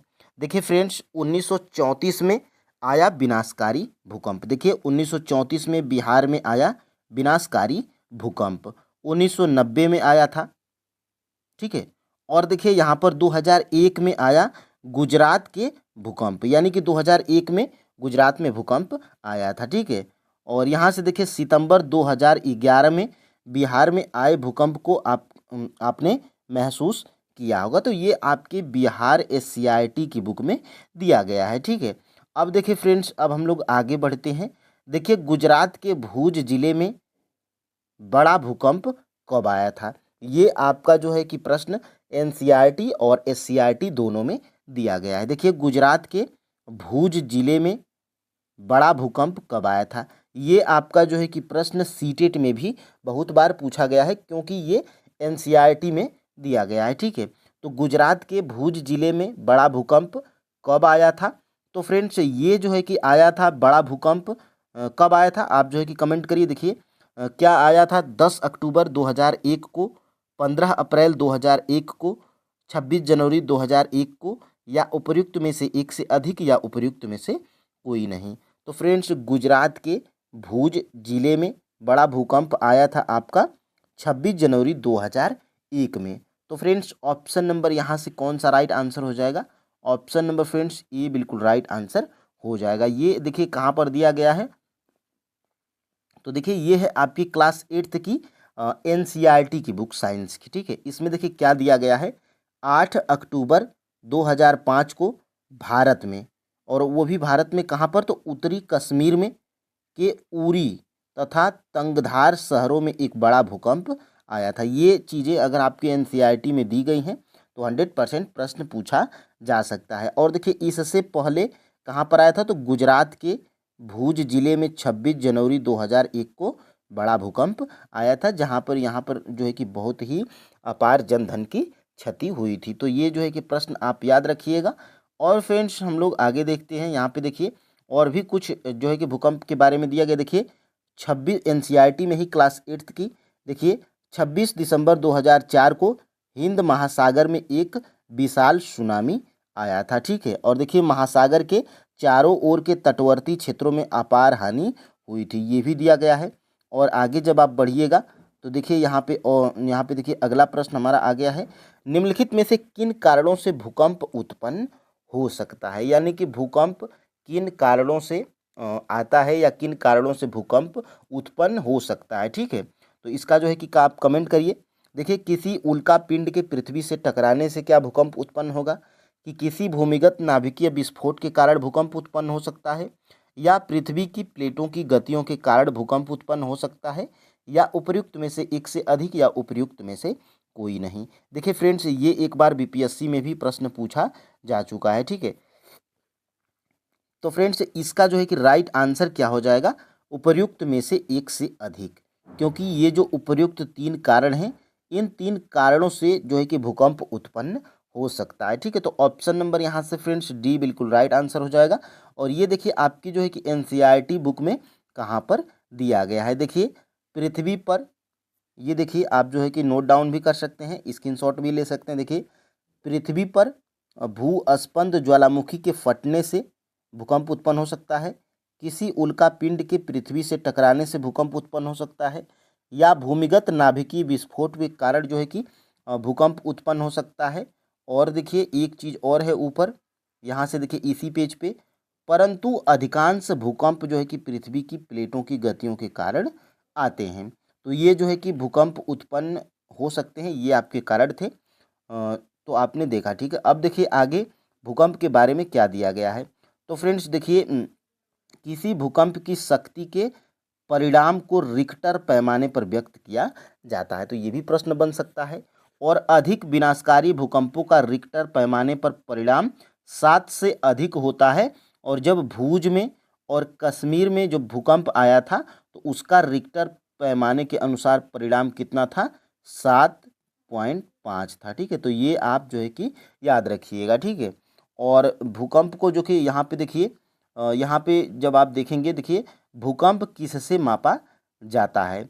तो भूकंप फ्रेंड्स मापा जाता है रिक्टर पैमाने से, या सिस्मोग्राफ से भी मापा जाता है। तो ये आप जो है कि याद रखिएगा। और आगे बढ़ते हैं। यहाँ से देखिए विश्व ब्रेल लिपि दिवस कब मनाया जाता है? तो ये फ्रेंड्स देखिए मैं ऐसे ही प्रश्न नहीं बनाया हूँ, क्योंकि ब्रेल लिपि के बारे में आपकी NCERT और SCERT क्लास 8th में दोनों बुक्स में दिया गया है, ठीक है। तो देखिए ब्रेल लिपि दिवस कब मनाया जाता है। और फ्रेंड्स ये प्रश्न आपका TRE 2.0 PRT में भी ये प्रश्न आपका पूछा गया था। तो ब्रेल लिपि दिवस कब मनाया जाता है, क्या 9 जनवरी को या 4 फरवरी को या 8 फरवरी को, ठीक है, या उपयुक्त में से एक से अधिक या उपयुक्त में से कोई नहीं। तो फ्रेंड्स इसका जो है कि राइट आंसर क्या है फ्रेंड्स, उपयुक्त में से कोई नहीं। क्योंकि फ्रेंड्स ब्रेल लिपि दिवस कब मनाया जाता है, तो 4 जनवरी को जो है कि मनाया जाता है, ठीक है, ये 4 जनवरी को ब्रेल लिपि दिवस मनाया जाता है। इसके नीचे आप जो है कि देख पा रहे होंगे, देखिए ये क्लास 8th की NCERT में दिया गया है, SCERT में भी है, लेकिन सेम यही चीज़ें दी गई हैं। देखिए देखिए यहाँ पे लुई ब्रेल जो स्वयं एक चक्षुष विकृत मतलब ये अंधे थे, ठीक है, और युक्त व्यक्ति थे, ने चक्षुष विकृत युक्त व्यक्तियों के लिए एक पद्धति विकसित की। इसे जो है कि 1821 में प्रकाशित किया गया था, ठीक है। और देखिए ये आपके जो है कि लुई ब्रेल नामक वैज्ञानिक हैं। और देखिए ये विश्व ब्रेल लिपि दिवस इसलिए मनाया जाता है 4 जनवरी को, क्योंकि ये इनका जन्म ही हुआ था 4 जनवरी जो है कि 1809 में, ठीक है। तो ये आपके जो है कि NCERT बुक में नहीं दिया गया है कि विश्व ब्रेल लिपि दिवस कब मनाया जाता है, लेकिन ये प्रश्न जो है कि आपका पूछ लिया गया था TRE 2.0 में। देखिए वर्तमान पद्धति 1932 में अपनाई गई थी। देखिए उस प्रश्न को भी मैं यहाँ पे दिखा देता हूँ। देखिए ये TRE 2.0, देखिए मेरे टेलीग्राम चैनल पे आप जाइएगा। इस वीडियो के डिस्क्रिप्शन बॉक्स में जो है कि टेलीग्राम चैनल का लिंक है, वहाँ से टेलीग्राम को जब आप ज्वाइन करेंगे तो टेलीग्राम में मैं TRE 1, TRE 2 और TRE 3 के और PRT के क्वेश्चंस पेपर फाइनल आंसर की के साथ में अपलोड किया हूँ। वहाँ से फ्रेंड्स आप डाउनलोड करिएगा TRE 2.0 वाला, उसमें आप इस प्रश्न को देखिएगा 74 नंबर का। जब आप जाएंगे तो विश्व ब्रेल लिपि दिवस कब मनाया जाता है, ये TRE 2.0 PRT में ये प्रश्न आपका पूछा गया था। देखिए 4 जनवरी को, ऑप्शन नंबर सी यहाँ पे राइट आंसर है। तो जो आपकी चीज़ें NCERT SCERT में दी गई हैं उससे प्रश्न 100% बनेगा, ठीक है। और फ्रेंड्स यहाँ से देखिए 5 नंबर का प्रश्न क्या है, निम्नलिखित में से कौन सा हार्मोन स्त्रियों में स्रावित होता है। यानी कि इन जो है कि ऑप्शंस में जो दिए गए हैं हार्मोन, इनमें से जो है कि कौन सा हार्मोन है जो स्त्रियों में स्रावित होता है। तो फ्रेंड्स क्या टेस्टोस्टेरोन या एस्ट्रोजन या लैक्टोज या उपयुक्त में से एक से अधिक या उपयुक्त में से कोई नहीं। तो फ्रेंड्स ये जो है आपका ऑप्शन नंबर बी है जो एस्ट्रोजन, ये फ्रेंड्स आपका जो है कि स्त्रियों में जो है कि स्रावित होने वाला ये हार्मोन है, कौन सा, एस्ट्रोजन। तो ऑप्शन नंबर फ्रेंड्स यहाँ से बी बिल्कुल राइट आंसर हो जाएगा। ये भी चीज़ें आपकी जो है कि क्लास 8th में भी दी गई हैं, क्लास 10th में भी दी गई हैं और क्लास 7th में भी दी गई हैं। तो इन चीज़ों को आपको जो है कि यहाँ पे कैप्चर करना है। देखिए यौना आरंभ के साथ ही वृषण पौरुष हार्मोन या पुरुष हार्मोन टेस्टोस्टेरोन का स्रावण प्रारंभ कर देता है। यह लड़कों में परिवर्तन का कारक है, जिसके बारे में जो है कि आपने अभी पढ़ा है। उदाहरण के लिए ये हार्मोन करता क्या है, तो ये जो है कि इनके चेहरे पर जो दाढ़ी बाल आ जाते हैं, यानी कि चेहरे पे जो बाल आ जाते हैं, ये टेस्टोस्टेरोन हार्मोन के कारण आते हैं। देखिए लड़कियों में यौना आरंभ के साथ ही अंडाशय स्त्री हार्मोन अथवा एस्ट्रोजन उत्पादित करना प्रारंभ कर देता है। और ये जो स्त्रियों में जो एस्ट्रोजन हार्मोन का स्रावण होता है, इससे होता क्या है, तो स्तन विकसित होता है, ठीक है, और दुग्ध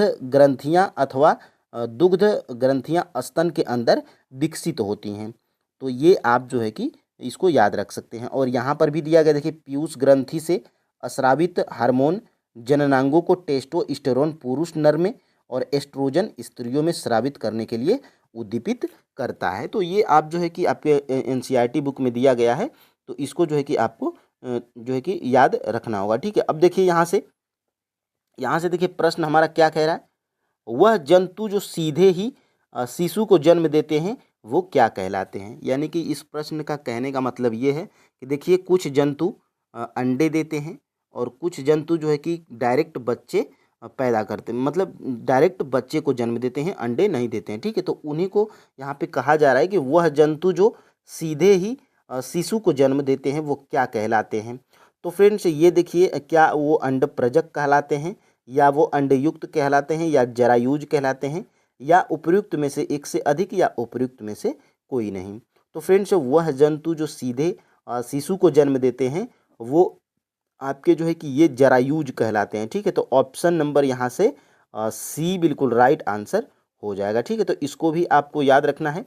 आपके जो है कि एनसीईआरटी बुक में दिया गया है, देखिए क्लास 8th में ही, जरायुज एवं अंड प्रजक जंतु। तो ये प्रश्न बन सकता है। देखिए, वह जंतु जो सीधे ही शिशु को जन्म देते हैं जरायुज जंतु कहलाते हैं, और वे जंतु जो अंडे देते हैं अंड प्रजक जंतु कहलाते हैं। तो इनको आपको जो है कि याद रखना है। और फ्रेंड्स यहाँ से जब आप जाएंगे नीचे तो दूसरे प्रश्न को हम लोग देखेंगे। देखिए, किसी पदार्थ की अवस्थाएं किसके द्वारा तय की जाती हैं? यानी कि जो पदार्थ की अवस्थाएं, सबसे पहले पदार्थ की अवस्थाएं कौन कौन सी होती हैं? तो ठोस, द्रव और गैस। ये तीनों जो है कि पदार्थ की अवस्थाएं हैं। और ये जो पदार्थ की अवस्थाएं होती हैं फ्रेंड्स, ये किसके द्वारा तय की जाती हैं, ये आपको जो है कि बताना है। क्या तापमान और दाब के कारण, या गलनांक के कारण, या मिश्रण के कारण, या उपर्युक्त में से एक से अधिक, या उपर्युक्त में से कोई नहीं। तो फ्रेंड्स ये जो पदार्थ की अवस्थाएं होती हैं ये आपका दाब और तापमान के जो है कि कारण जो है कि तय की जाती हैं। ठीक है, तो ऑप्शन नंबर यहाँ से फ्रेंड्स ये बिल्कुल राइट आंसर हो जाएगा। अब यहाँ से इसके बारे में देखिए क्या दिया गया है। देखिए, सबसे पहले एक और प्रश्न देख लेते हैं, ड्राई आइस किसे कहते हैं? देखिए फ्रेंड्स, ये मैं प्रश्न जब मैं क्लास 9th की एनसीईआरटी पूरा कंप्लीट करवाया था चैप्टर वाइज, फैक्ट और एमसीक्यूज, उसको नहीं देंगे तो आप देख लीजिएगा। तो देखिए ये प्रैक्टिस हम लोग कर रहे हैं, तो जो हम लोग चीज़ें कर चुके हैं उन्हीं चीज़ों की हम लोग प्रैक्टिस कर रहे हैं। और ये आपका जो है कि TRE 3.0 री एग्ज़ाम, ये PRT में भी ये प्रश्न आपका पूछा गया था कि ड्राई आइस किसे कहते हैं। तो ड्राई आइस आप जो है कि कमेंट करके बताइए अगर आपको पता है तो। तो ड्राई आइस हम लोग क्या नाइट्रोजन को कहते हैं, या ऑक्सीजन को कहते हैं, या हाइड्रोजन को कहते हैं, या उपयुक्त में से एक से अधिक, या उपयुक्त में से कोई नहीं। तो फ्रेंड्स ड्राई आइस हम लोग जो है कि किसको कहते हैं? तो कार्बन डाइऑक्साइड को कहते हैं। ठीक है, तो यहाँ पर उपयुक्त में से कोई नहीं जो है कि आपका राइट आंसर हो जाएगा। ठीक है, देखिए प्रश्न सेम रहता है, बस ऑप्शंस अगर इधर उधर कर देगा तो आप जो है कि परेशान हो जाएं। तो परेशान होने की बिल्कुल ज़रूरत नहीं है। आप जो है कि अगर अपने आंसर के प्रति श्योर रहेंगे तो आप कोई भी ऑप्शंस टिक बढ़िया तरीके से कर लेंगे। देखिए, ठोस कार्बन डाइऑक्साइड को शुष्क बर्फ या ड्राई आइस कहते हैं। एक बार में यह जो है कि प्रश्न का आंसर आपको मिल गया। और यहाँ से देखिए, इस तरह से हम कह सकते हैं कि पदार्थ की अवस्थाएं यानी ठोस, द्रव, गैस, ये जो है कि दाब और तापमान के द्वारा तय की जाती हैं। तो दोनों प्रश्न का आपको आंसर यहाँ से मिल गया। ये आपके जो है कि क्लास 9th की एनसीईआरटी के चैप्टर नंबर पहले में ही ये दिया गया है। देखिए, निम्नलिखित में से कौन सा रोग बैक्टीरिया द्वारा होता है? ये जो है कि आपको प्रश्न में पूछा जा रहा है। ठीक है, निम्नलिखित में से कौन सा रोग बैक्टीरिया के द्वारा होता है? तो एक प्रश्न आपका जो है कि ये जो है कि जरूर पूछा जाता है बीमारियों से संबंधित। ठीक है, तो इनमें से आप जो है कि बताइए कि निम्नलिखित में से कौन सा रोग बैक्टीरिया द्वारा होता है? तो फ्रेंड्स ये देखिएगा, ये एड्स या डेंगू या इन्फ्लुएंजा, या उपयुक्त में से एक से अधिक, या उपयुक्त में से कोई नहीं। तो फ्रेंड्स ये जो है कि एड्स हो गया, ये डेंगू बुखार हो गया, और ये इन्फ्लुएंजा, ये तीनों जो है कि किससे होते हैं? ये वायरस से होते हैं। ठीक है, ये वायरस के द्वारा ये जो है कि आपके तीनों रोग होते हैं। तो इनमें से जो है कि कोई नहीं आपका जो है कि राइट आंसर हो जाएगा। ऑप्शन नंबर ई राइट आंसर हो जाएगा। ठीक है, अब देखिए यहाँ पर आपके जो है कि क्लास जो है कि क्लास ये आपका ये क्लास नाइन्थ में जो है कि ये दिया गया है SCERT बुक से। देखिए मैं स्क्रीनशॉट लिया हूँ, और यहाँ पे देखिए संक्रामक रोग, देखिए यहाँ पे मेन चीज़ों को हाईलाइट कर दिया गया है। देखिए यहाँ पर क्या कहा गया है? वायरस से होने वाले सामान्य रोग। तो आप जो है कि स्क्रीनशॉट भी ले सकते हैं, या अपने जो है कि कॉपी पे लिख लीजिए कि वायरस से होने वाले रोग। वायरस से होने वाले रोग कौन कौन से हैं? तो खांसी, जुखाम, इन्फ्लुएंजा, डेंगू बुखार, एड्स, तथा कुछ रोग जैसे टाइफाइड बुखार, हैजा, क्षय रोग तथा एंथ्रासाइट, ये बैक्टीरिया द्वारा होते हैं। तो वायरस द्वारा कौन कौन से होते हैं? तो जुखाम, खांसी, जुखाम, इन्फ्लुएंजा, डेंगू बुखार तथा एड्स, ये क्या होते हैं? तो ये वायरस से होते हैं। और ये पीला वाला देखिए, ये जो है कि ये बैक्टीरिया द्वारा कौन कौन से रोग होते हैं? तो टाइफाइड बुखार, हैजा, क्षय रोग, एंथ्रेक्स, ये क्या होते हैं? बैक्टीरिया द्वारा होते हैं। और ये रेड वाला देख लीजिए यहाँ पे कि सामान्य त्वचा रोग विभिन्न प्रकार की फंजाई द्वारा होता है। और ये ग्रीन वाला क्या है? प्रोटोजोआ से मलेरिया तथा कालाजार नामक रोग होता है। और देखिए इसी प्रकार की जो है कि फील पाँव नामक एक रोग है, ये जो है कि कृमि की विभिन्न स्पीसीज द्वारा होता है। तो ये आप जो है कि 3-4 पॉइंट्स हैं जो आपकी एनसीईआरटी बुक में दी गई हैं, तो इनको आप जो है कि नोट डाउन कर सकते हैं। देखिए ये जो है कि गैस से सीधे ठोस बनने की प्रक्रिया क्या कहलाती है? ये इम्पोर्टेंट प्रश्न है, आप इसमें जो है कि फंस जाएंगे और तुरंत आप क्या करेंगे कि ऊर्ध्वपातन ऑप्शन नंबर ए ट्रिक लगाएंगे और आपका जो है कि गलत हो जाएगा, ठीक है। क्योंकि फ्रेंड्स ये जो है कि आप प्रश्न को समझिए, गैस से सीधे ठोस बनने की प्रक्रिया क्या कहलाती है? तो फ्रेंड्स देखिएगा, ये जो गैस से सीधे ठोस बनने की प्रक्रिया होती है, ये निक्षेपण कहलाती है, ठीक है। तो ऑप्शन नंबर यहाँ से बी बिल्कुल राइट आंसर हो जाएगा, ठीक है।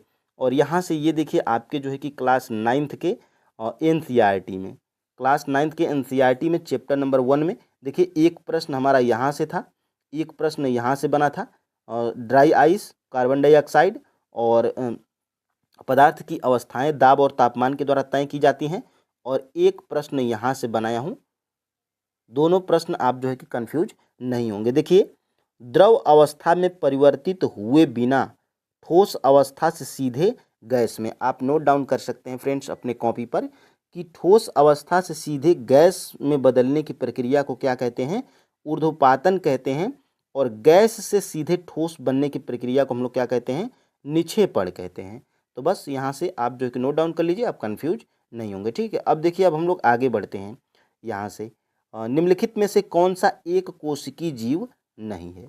यानी कि इनमें से कौन सा एक कोशिकीय जीव नहीं है, ये जो है कि प्रश्न में पूछा जा रहा है।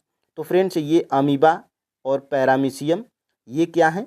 ये जो है कि आपके एक कोशिकीय जीव हैं, ठीक है, एक कोशिकीय जीव हैं, इनको आप याद रखिएगा। और ये जो है कि फ्रेंड्स ये क्या है? ये आपका जो है कि बहुकोशिकीय जीव है, ठीक है, बहुकोशिकीय जीव है। तो यही आपका जो है कि राइट आंसर हो जाएगा। ये कवक जो है कि फ्रेंड्स ये आपका ये एक कोशिकीय जीव नहीं है, ठीक है। तो ऑप्शन नंबर यहाँ से सी बिल्कुल राइट आंसर हो जाएगा। ये दोनों प्रश्न यहाँ पे देख लेते हैं। देखिए, ये आपके जो है कि क्लास 9th में दिया गया है साइंस में, एनसीईआरटी वाले में। देखिए, वे सभी कोशिकाओं से बनते हैं, यद्यपि कुछ जीव एक कोशिकी भी होते हैं। और देखिए एक कोशिकी में होता कौन कौन से हैं? देखिए एग्जाम्पल यहाँ पे दिया गया है, अमीबा हो गया, क्लैमिडोमोनास हो गया, और पैरामीशियम हो गया, और बैक्टीरिया हो गया। ये जो है कि क्या है? तो ये जो है कि इन सजीवों को हम लोग एक कोशिकीय जीव कहते हैं, ठीक है। तो अमीबा, क्लैमिडोमोनास, पैरामीशियम तथा बैक्टीरिया, ये क्या है? एक कोशिकीय जीव हैं। और यहाँ से देखिए नीचे क्या दिया गया है, ये देखिए बहुकोशिकीय जीव में यहाँ पे उदाहरण क्या दिया गया है? फंजाई, इसको हम लोग कवक कहते हैं, पादप तथा जंतु, ये क्या है? जो है कि एक कोश, ये क्या है? बहुकोशिकीय जीव हैं, ठीक है। तो आप जो है कि इनको याद रखिएगा।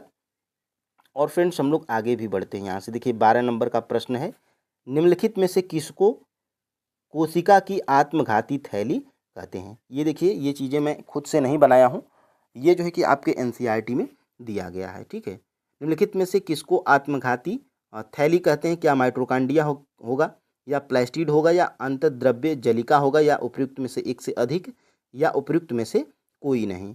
तो फ्रेंड्स कोशिका की जो आत्मघाती थैली होती है, ये हम लोग किसको कहते हैं? तो ये हम लोग कहते हैं फ्रेंड्स लाइसोसोम को, लाइसोसोम को, ठीक है। तो लाइसोसोम हमारा किसी भी ऑप्शन में नहीं है, तो ऑप्शन नंबर यहाँ से ई हमारा बिल्कुल राइट आंसर हो जाएगा। उपयुक्त, ऑप्शन नंबर ई हमारा राइट आंसर हो जाएगा, उपयुक्त में से कोई नहीं।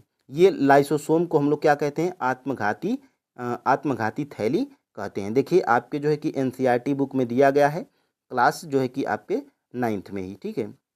देखिए लाइसोसोम, देखिए लाइसोसोम में झिल्ली से घिरी हुई संरचना होती है जिनमें पाचक एंजाइम होते हैं, ठीक है। RER इन एंजाइमों को बनाते हैं। और देखिए लाइसोसोम कोशिका का अपशिष्ट निपटाने वाला तंत्र है, ये भी आप जो है कि याद रखिए। ये बाहरी पदार्थ एवं कोशिका अंगकों के टूटे फूटे भागों को पाचित करके कोशिका को साफ करते हैं, ठीक है। तो ये भी है। और यहाँ से देखिएगा, यहाँ से नीचे इसी पेज के नीचे देखिए क्या दिया गया है। देखिए यहाँ से देखिए, इसलिए लाइसोसोम को हम लोग को क्या कहते हैं, कोशिका की आत्मघाती थैली कहते हैं, ठीक है। तो ये इम्पोर्टेंट है, प्रश्न जो है कि आपका बन सकता है, याद रखिएगा, ठीक है। अब देखिए फ्रेंड्स, अब हम लोग आगे बढ़ते हैं। यहाँ से मनुष्यों में ध्वनि की श्रव्यता का परिसर लगभग कितना होता है, ये चीज़ भी आपकी क्लास 10th NCERT में दी गई है। क्लास 10th में कि 9th में, ठीक है, हाँ 9th में दी गई है। देखिए मनुष्यों में ध्वनि की श्रव्यता का परिसर लगभग कितना होता है, क्या 20 हर्ट्ज से 20,000 हर्ट्ज होती है, या 20,000 हर्ट्ज से 20 हर्ट्ज से कम होती है, या 20,000 हर्ट्ज से अधिक होती है, या उपयुक्त में से एक से अधिक, या उपयुक्त में से कोई नहीं। तो मनुष्यों में जो फ्रेंड्स होती है ध्वनि की श्रव्यता परिसर, ये कितना होता है, लगभग 20 हर्ट्ज से 20,000 हर्ट्ज तक, ठीक है। तो ऑप्शन नंबर यहाँ से जो है कि ए बिल्कुल राइट आंसर हो जाएगा। देखिए यहाँ पे आपके जो है कि क्लास 9th में ही दिया गया है, देखिए। और ये जो है कि TRE 2.0 PRT में ये प्रश्न आपका पूछा गया था। आप TRE 2.0 वाला जो PRT वाला जो पेपर था, आप जो है कि उसको हमारे टेलीग्राम चैनल से डाउनलोड करके देख लीजिएगा। और देखिए यहाँ से श्रव्यता का परिसर, देखिए मनुष्यों में ध्वनि की श्रव्यता का परिसर लगभग कितना होता है, 20 हर्ट्ज से 20,000 हर्ट्ज तक होता है, ठीक है। तो ये लाइन यहीं से आपकी बनाई गई थी। और ये देखिए प्रश्न, यही वाला प्रश्न है जो अभी ऊपर हम लोग किए हैं। ये TRE 2.0 PRT में ये प्रश्न पूछा गया था। जब हमारे टेलीग्राम चैनल से आप TRE 2 का जो क्वेश्चन पेपर डाउनलोड करेंगे, उसमें 56 नंबर पे जाएंगे तो ये आपको मिल जाएगा। देखिए 20 हर्ट्ज से 20,000 हर्ट्ज, ऑप्शन नंबर यहाँ से ए राइट आंसर हो जाएगा। तो फ्रेंड्स, जो चीज़ें आपके NCERT SCERT बुक में दी गई हैं, उन्हीं से प्रश्न जो है कि आपका बन रहा है, ठीक है। देखिए खाना बनाते समय, यहाँ से देखिएगा, खाना बनाते समय यदि बर्तन की तली बाहर से काली हो रही है तो इसका मतलब क्या है, क्या भोजन पूरी तरह से नहीं पका है, या ईंधन आर्द्र है, या ईंधन पूरी तरह से नहीं जल रहा है, या उपयुक्त में से एक से अधिक, या उपयुक्त में से कोई नहीं।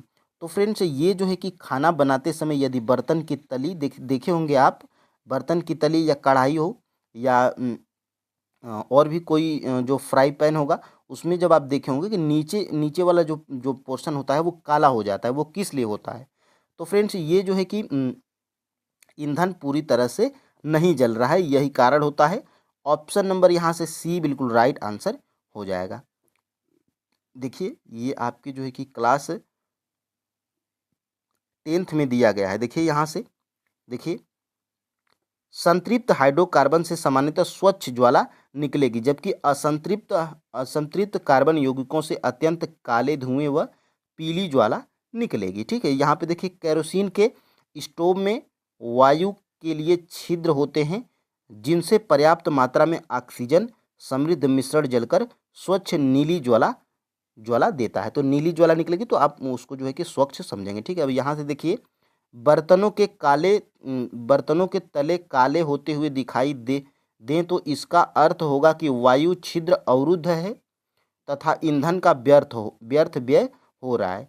कोयले तथा पेट्रोलियम जैसे ईंधनों में कुछ मात्रा में नाइट्रोजन तथा सल्फर होती है। इनके दहन के फलस्वरूप सल्फर तथा नाइट्रोजन के ऑक्साइड का निर्माण होता है, जो पर्यावरण में प्रमुख प्रदूषक हैं। तो आपने जो है कि देखा, यहीं से जो है कि प्रश्न आपका बनाया गया था। अब देखिए फ्रेंड्स, यहाँ से हमारा जो है कि लास्ट प्रश्न आज का, पादप में जाइलम उत्तरदायी है। यानी कि जो पादप में जो जाइलम होता है, ये पादप मतलब फ्रेंड्स ये जो पेड़ पौधे होते हैं, ठीक है, पेड़ पौधे में जो जाइलम होता है, ये इसका कार्य क्या होता है, या ये किस लिए जाना जाता है जाइलम। तो फ्रेंड्स, ये जो जाइलम होता है, ये जो है कि जल का वहन करने के लिए जाना जाता है। तो ऑप्शन नंबर फ्रेंड्स यहाँ से जो है कि बी बिल्कुल राइट आंसर हो जाएगा। ये जाइलम जो होता है पादप यानी पेड़ पौधे में, ये जल का वहन करने के लिए जाना जाता है। यहाँ से देखिए जल का परिवहन। यहाँ से देखिए जाइलम ऊतक में जड़ों तनों पत्तियों की विहिनिकाएँ तथा वहिकाएँ आपस में जुड़कर जल संवहन वहिकाओं का एक सतत जाल बनाती हैं। ठीक है, जल अनवरत गति से जड़ के जाइलम में जाता है और जल के स्तंभ का निर्माण करता है जो लगातार ऊपर की ओर धकेला जाता है। और देखिए यहाँ से पादप जाइलम द्वारा अपने सबसे ऊंचाई के बिंदु तक जल पहुंचाने की कोई और युक्ति करते हैं। तो ये जो है कि आपका पहला प्रश्न हमारा क्या है, शुद्ध एथनॉइक अम्ल का गलनांक कितना होता है। तो ये जो है कि प्रश्न हमारा बन रहा है कि शुद्ध एथनॉइक अम्ल का गलनांक कितना होता है। देखिए फ्रेंड्स, हम लोग फालतू चीज़ों को प्रैक्टिस नहीं करेंगे। जो चीज़ें आपकी एनसीईआरटी और एससीईआरटी बुक में दी गई हैं, हम लोग उन्हीं चीज़ों को प्रैक्टिस करते हैं। देखिए शुद्ध एथनॉइक अम्ल का गलनांक कितना होता है, क्या 443 केल्विन होता है, या 273 केल्विन होता है, या 290 केल्विन होता है, या उपर्युक्त में से एक से अधिक, या उपर्युक्त में से कोई नहीं। तो फ्रेंड्स, ये जो शुद्ध एथेनॉइक अम्ल होता है, इसका जो है कि गलनांक होता है 290 केल्विन। तो ऑप्शन नंबर फ्रेंड्स यहाँ से जो है कि आपका सी बिल्कुल राइट आंसर हो जाएगा। ठीक है, यहाँ पर 290 केल्विन होता है शुद्ध एथेनॉइक अम्ल का गलनांक। देखिए यहाँ से ये चीज़ें आपकी जो है कि एनसीईआरटी और एससीईआरटी बुक में देखिए ये क्लास 10th की एनसीईआरटी साइंस से ये बनाया गया है प्रश्न। देखिए एथेनॉइक अम्ल के गुणधर्म, देखिए इसका जो है देखिए एथेनॉइक अम्ल को सामान्यतः एसिटिक अम्ल भी कहा जाता है। तो एक जानकारी यहाँ से आपको मिली। और यह देखिए यह कार्बोक्सिलिक अम्ल समूह से संबंधित है। और ये देखिए एसिटिक अम्ल के 3 या 4% विलयन को सिरका कहा जाता है एवं इसे अचार में परिरक्षक के रूप में इस्तेमाल किया जाता है।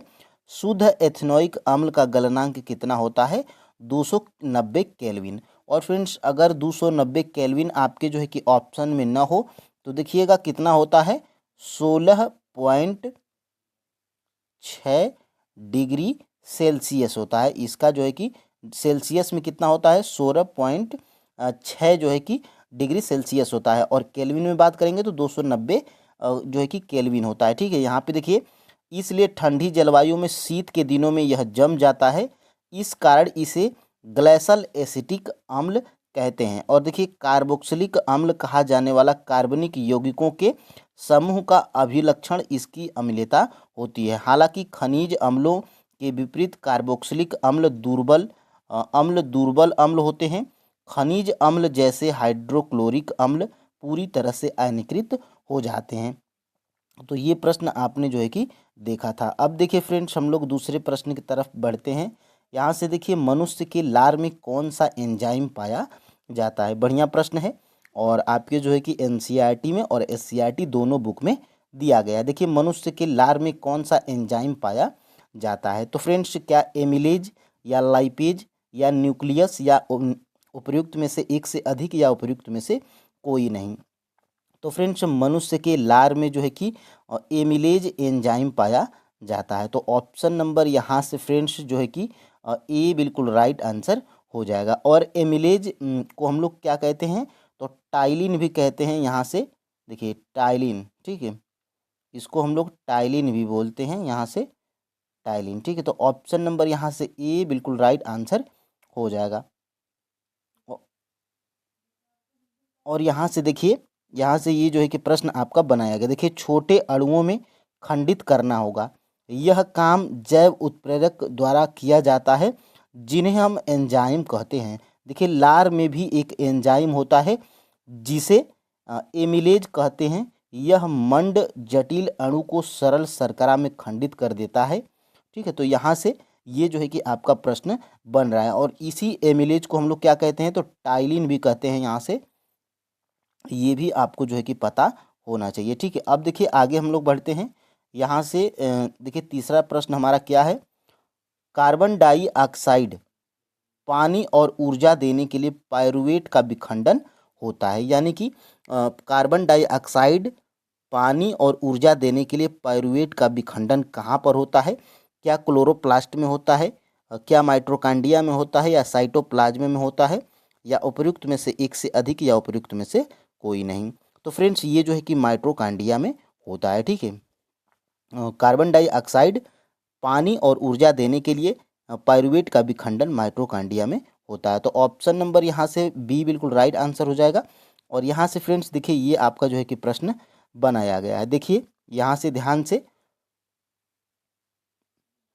यहाँ से देखिए, कार्बन डाइऑक्साइड तथा जल में विखंडित करने के लिए करते हैं। और यहाँ से देखिए पायरुवेट एथेनॉल तथा कार्बन डाइऑक्साइड में परिवर्तित हो सकता है। यह प्रक्रम किण्वन के समय ईस्ट में होता है। देखिए पायरुवेट का विखंडन ऑक्सीजन का उपयोग करके माइटोकॉन्ड्रिया में होता है। तो यहाँ से ये जो है कि प्रश्न आपका बनाया गया था। ठीक है। और देखिए यह प्रक्रम 3 कार्बन वाले पायरुवेट के अणु को विखंडित करके 3 कार्बन डाइऑक्साइड के अणु देता है तथा दूसरा उत्पाद क्या होता है? तो दूसरा उस उत्पाद इसमें जल होता है। ठीक है। तो ये जो है कि प्रश्न आपका यहाँ से बनाया गया था। अब देखिए फ्रेंड्स आगे हम लोग बढ़ते हैं। सरीसृप जैसे जंतुओं में किस प्रकार का हृदय होता है? तो ये भी चीज़ आपके एनसीईआरटी में दी गई है। देखिए सरीसृप जैसे जंतुओं में किस प्रकार का हृदय होता है? क्या 2 कोष्ठी हृदय होता है सरीसृप में, या 4 कोष्ठी, या 3 कोष्ठी, या उपर्युक्त में से एक से अधिक, या उपर्युक्त में से कोई नहीं? तो ये देखिए फ्रेंड्स जो सरीसृप जंतु होते हैं इनका जो है कि हृदय होता है 3 कोष्ठीय। ऑप्शन नंबर यहाँ से जो है कि सी बिल्कुल राइट आंसर हो जाएगा। यहाँ पर देखिए ये प्रश्न आपका कहाँ से बनाया गया है? देखिए ये सरीसृप जैसे जंतुओं में 3 कोष्ठी हृदय होता है और ये ऑक्सीजनित तथा विऑक्सीजनित रुधिर धारा को कुछ समय तक मिलाना भी सहन कर लेते हैं। दूसरी ओर देखिए मछली के हृदय में केवल 2 कोष्ठ होते हैं। तो मछली में 2 कोष्ठ होता है और जो सरीसृप जंतु होते हैं इनमें जो है कि 3 कोष्ठी हृदय होता है। तो ये भी आपको जो है कि जानकारी होना चाहिए। अब देखिए आगे बढ़ते हैं अगले प्रश्न की तरफ। देखिए निम्नलिखित में से किस यंत्र को रक्तदाब निम्नलिखित में से किस यंत्र से रक्तदाब को मापा जाता है? क्या स्टेथोस्कोप से, या स्फाइग्मोमैनोमीटर से, या वोल्ट मीटर से, या उपर्युक्त में से एक से अधिक, या उपर्युक्त में से कोई नहीं? तो ये देखिए फ्रेंड्स जो रक्तदाब होता है इसको हम लोग मापते हैं स्फाइग्मोमैनोमीटर से। तो ऑप्शन नंबर यहाँ से बी बिल्कुल राइट आंसर हो जाएगा। और यहाँ से आप जो है कि देख पा रहे होंगे, देखिए ये आपके जो है कि एनसीईआरटी में दिया गया है। जैसे देखिए स्फाइग्मोमैनोमीटर नामक यंत्र से रक्तदाब नापा जाता है। उच्च रक्तदाब की ओर अति तनाव भी कहते हैं, उच्च रक्तदाब को अति तनाव भी कहते हैं। और इसका कारण धमनियों का सिकुड़ना, इससे रक्त प्रवाह में प्रतिरोध बढ़ जाता है, इससे धमनी फट जाती है तथा आंतरिक रक्तस्राव हो सकता है। तो यहाँ से जो है कि ये आपका प्रश्न था। अब अगला प्रश्न हम लोग देख लेते हैं। देखिए निम्नलिखित में से कौन सा पूरे शरीर में भ्रमण करता है और रक्तस्राव के स्थान पर रुधिर का थक्का बनाकर मार्ग अवरुद्ध कर देता है? तो देखिए क्या जो है कि निम्नलिखित में से कौन सा पूरे शरीर में भ्रमण करता है और रक्तस्राव के स्थान पर रुधिर का थक्का बनाकर मार्ग अवरुद्ध कर देता है? तो ये क्या लसिका है, या ऑक्सीजन है, या प्लेटलेट्स कोशिकाएं हैं, या उपर्युक्त में से कोई नहीं, या उपर्युक्त में से एक से अधिक? तो फ्रेंड्स ये प्लेटलेट्स कोशिकाएं होती हैं। इनका कार्य होता क्या है प्लेटलेट्स कोशिकाओं का? तो ये फ्रेंड्स देखिए ये पूरे शरीर में भ्रमण करती हैं और रक्तस्राव के स्थान पर रुधिर का थक्का बनाकर मार्ग को अवरुद्ध कर देते हैं। ठीक है। तो ये प्लेटलेट्स कोशिकाओं का कार्य है। ऑप्शन नंबर यहाँ से सी राइट आंसर। अब देखिए यहाँ से प्लेटलेट्स द्वारा अनुरक्षण, देखिए यहाँ से देखिए इन नलिकाओं के तंत्र में यदि रिसना प्रारंभ हो जाए तो क्या होगा? उस स्थिति पर विचार कीजिए जब हम घायल हो जाएं और रक्तस्राव होने लगे। तंत्र से रुधिर की हानि प्रकृति के रूप में कम होनी चाहिए। इसके अतिरिक्त रक्तस्राव से दाब में कमी आ जाएगी, जिससे पंपिंग प्रणाली दक्षता में कमी आ जाएगी। इसे रोकने के लिए रुधिर में प्लेटलेट्स कोशिकाएं होती हैं जो पूरे शरीर में भ्रमण करती हैं और रक्तस्राव के स्थान पर रुधिर का थक्का बनाकर मार्ग को अवरुद्ध कर देती है। ठीक है, तो ये जो है कि आपको पता होना चाहिए। अब देखिए आगे हम लोग बढ़ते हैं। मनुष्य में वृक्क एक तंत्र का भाग है जो संबंधित है, यानी कि ये जो वृक्क है ये एक तंत्र का भाग है और ये किससे संबंधित है? क्या पोषण से संबंधित है वृक्क, या श्वसन से, या परिवहन से, या उपयुक्त में से एक से अधिक, या उपयुक्त में से कोई नहीं। तो ये फ्रेंड्स देखिए ये जो वृक्क है ये आपका जो है कि उत्सर्जन से संबंधित है। ठीक है, ये उत्सर्जन से संबंधित है और उत्सर्जन आपका देखिए किसी भी ऑप्शन में नहीं है, तो यहाँ से आप जो है कि ई को टिक करेंगे। ऑप्शन नंबर फ्रेंड्स यहाँ से ई बिल्कुल राइट आंसर हो जाएगा। ठीक है, और वृक्क एक जो है कि उत्सर्जन का भाग है। ठीक है, देखिए मानव में उत्सर्जन, यहाँ से फ्रेंड्स आप जो है कि देख पा रहे होंगे मानव में उत्सर्जन। देखिए मानव के उत्सर्जन तंत्र में एक जोड़ा वृक्क, देखिए वृक्क एक मूत्रवाहिनी एवं मूत्राशय तथा एक मूत्र मार्ग होता है। और देखिए वृक्क उदर में रीढ़ की हड्डी के दोनों ओर स्थित होते हैं। देखिए वृक्क में मूत्र बनने के बाद मूत्रवाहिनी में होता है एवं मूत्राशय में हो आ जाता है, और यहाँ पे देखिए तब यहाँ एकत्र रहता है, तब मूत्र मार्ग से यह निकल जाता है। ठीक है, तो ये जो है कि आपका है। और यहाँ से देखिए ये देखिए यूरिक अम्ल, ये देखिए यूरिक अम्ल वृक्क में रुधिर से अलग कर लिए जाते हैं और यहीं से जो है कि आपका निकलता है। ठीक है, अब देखिए आगे हम लोग बढ़ते हैं।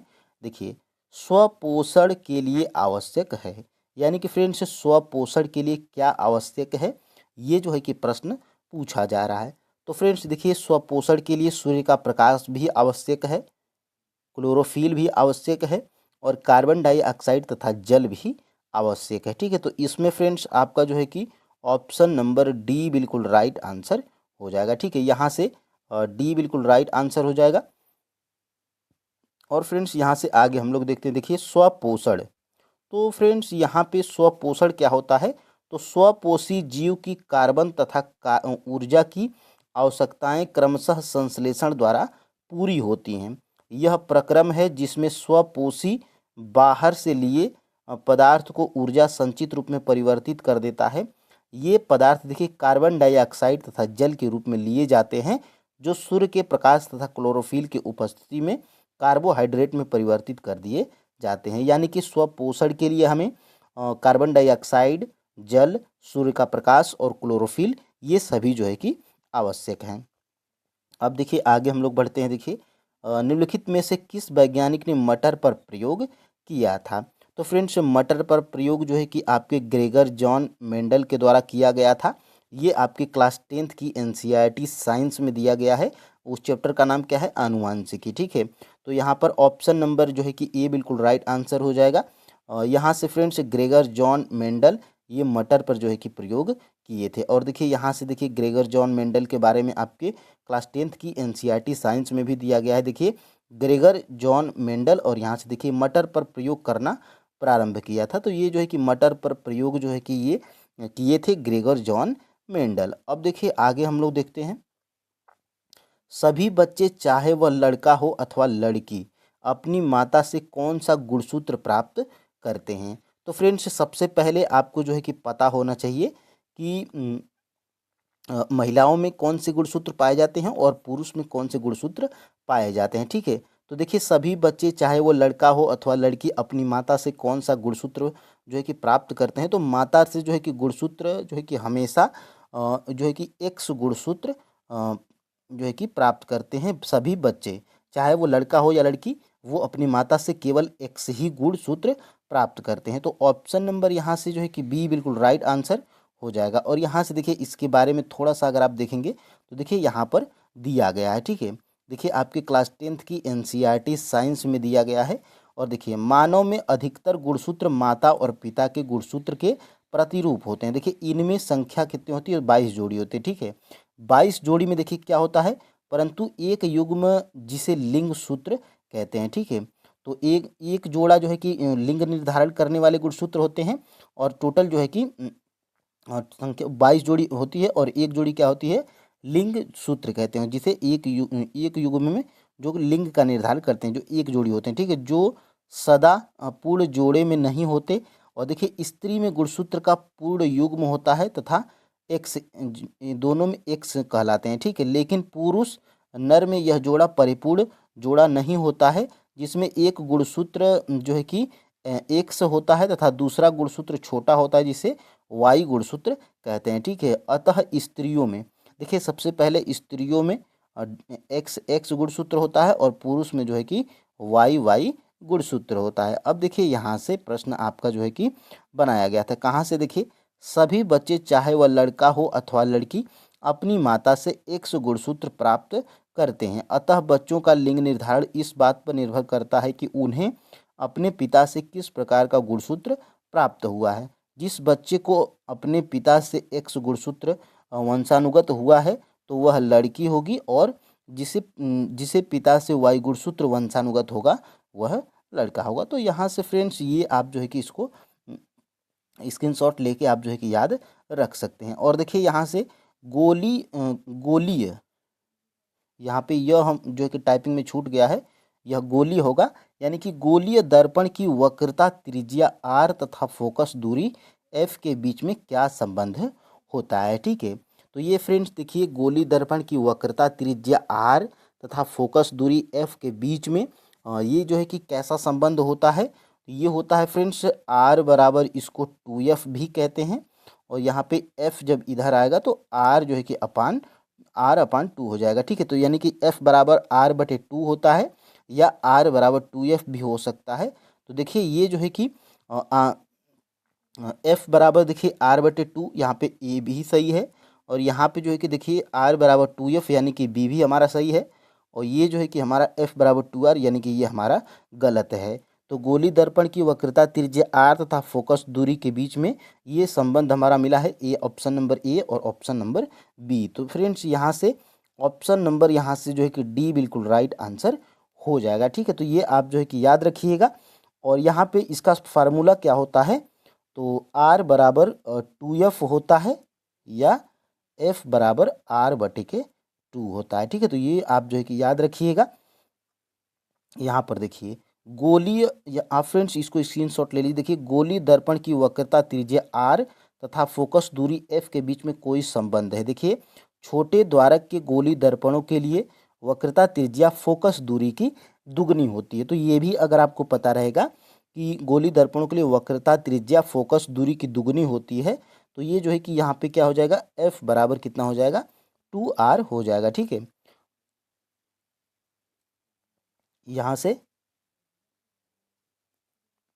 से देखिए वक्रता त्रिज्या फोकस दूरी की दुगनी है, तो ये वक्रता जो त्रिज्या है ये फोकस दूरी की कितनी है, दोगुनी है। तो यहाँ से ये भी आपका जो है कि बन जाएगा, ठीक है। और ये जो है कि आप ध्यान दीजिएगा आगे अगले प्रश्न की तरफ। देखिए वाहनों को सुरक्षित चलाने में उत्तल दर्पणों को प्राथमिकता क्यों दी जाती है। यानी कि प्रश्न ये पूछा जा रहा है कि वाहनों को सुरक्षित चलाने में, यानी कि जो वाहनों के साइडों में जो दर्पण लगे होते हैं उसमें उत्तल दर्पण ही क्यों लगाया जाता है, या उत्तल दर्पण को ही प्राथमिकता क्यों दी जाती है, ठीक है। तो ये फ्रेंड्स आपका जो है कि देखिए क्या उत्तल दर्पण सदैव सीधा प्रतिबिंब बनाते हैं, या उत्तल दर्पण यह छोटी वस्तु को बड़ा बनाते हैं, या उत्तल दर्पण अंदर की तरफ वक्रित होते हैं, ठीक है। तो यहाँ से फ्रेंड्स आपका जो है कि ऑप्शन नंबर ए बिल्कुल राइट आंसर हो जाएगा।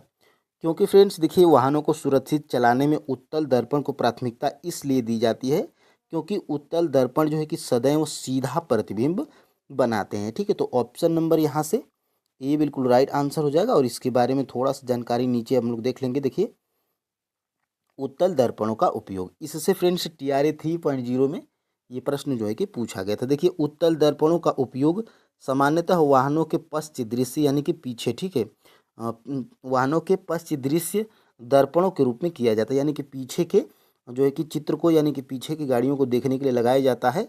ये दर्पण वाहनों के पार्श्वों में लगे होते हैं, ठीक है, तथा इनमें ड्राइवर अपने पीछे वाहनों को देख सकते हैं जिससे वे सुरक्षित रूप से वाहन चला सकें। देखिए उत्तल दर्पणों को इसलिए प्राथमिकता दी जाती है क्योंकि ये सदैव सीधा प्रतिबिंब बनाते हैं। यद्यपि वह छोटा होता है, इनका दृष्टि क्षेत्र भी बहुत अधिक है क्योंकि ये बाहर की तरफ वक्रित होते हैं, ठीक है।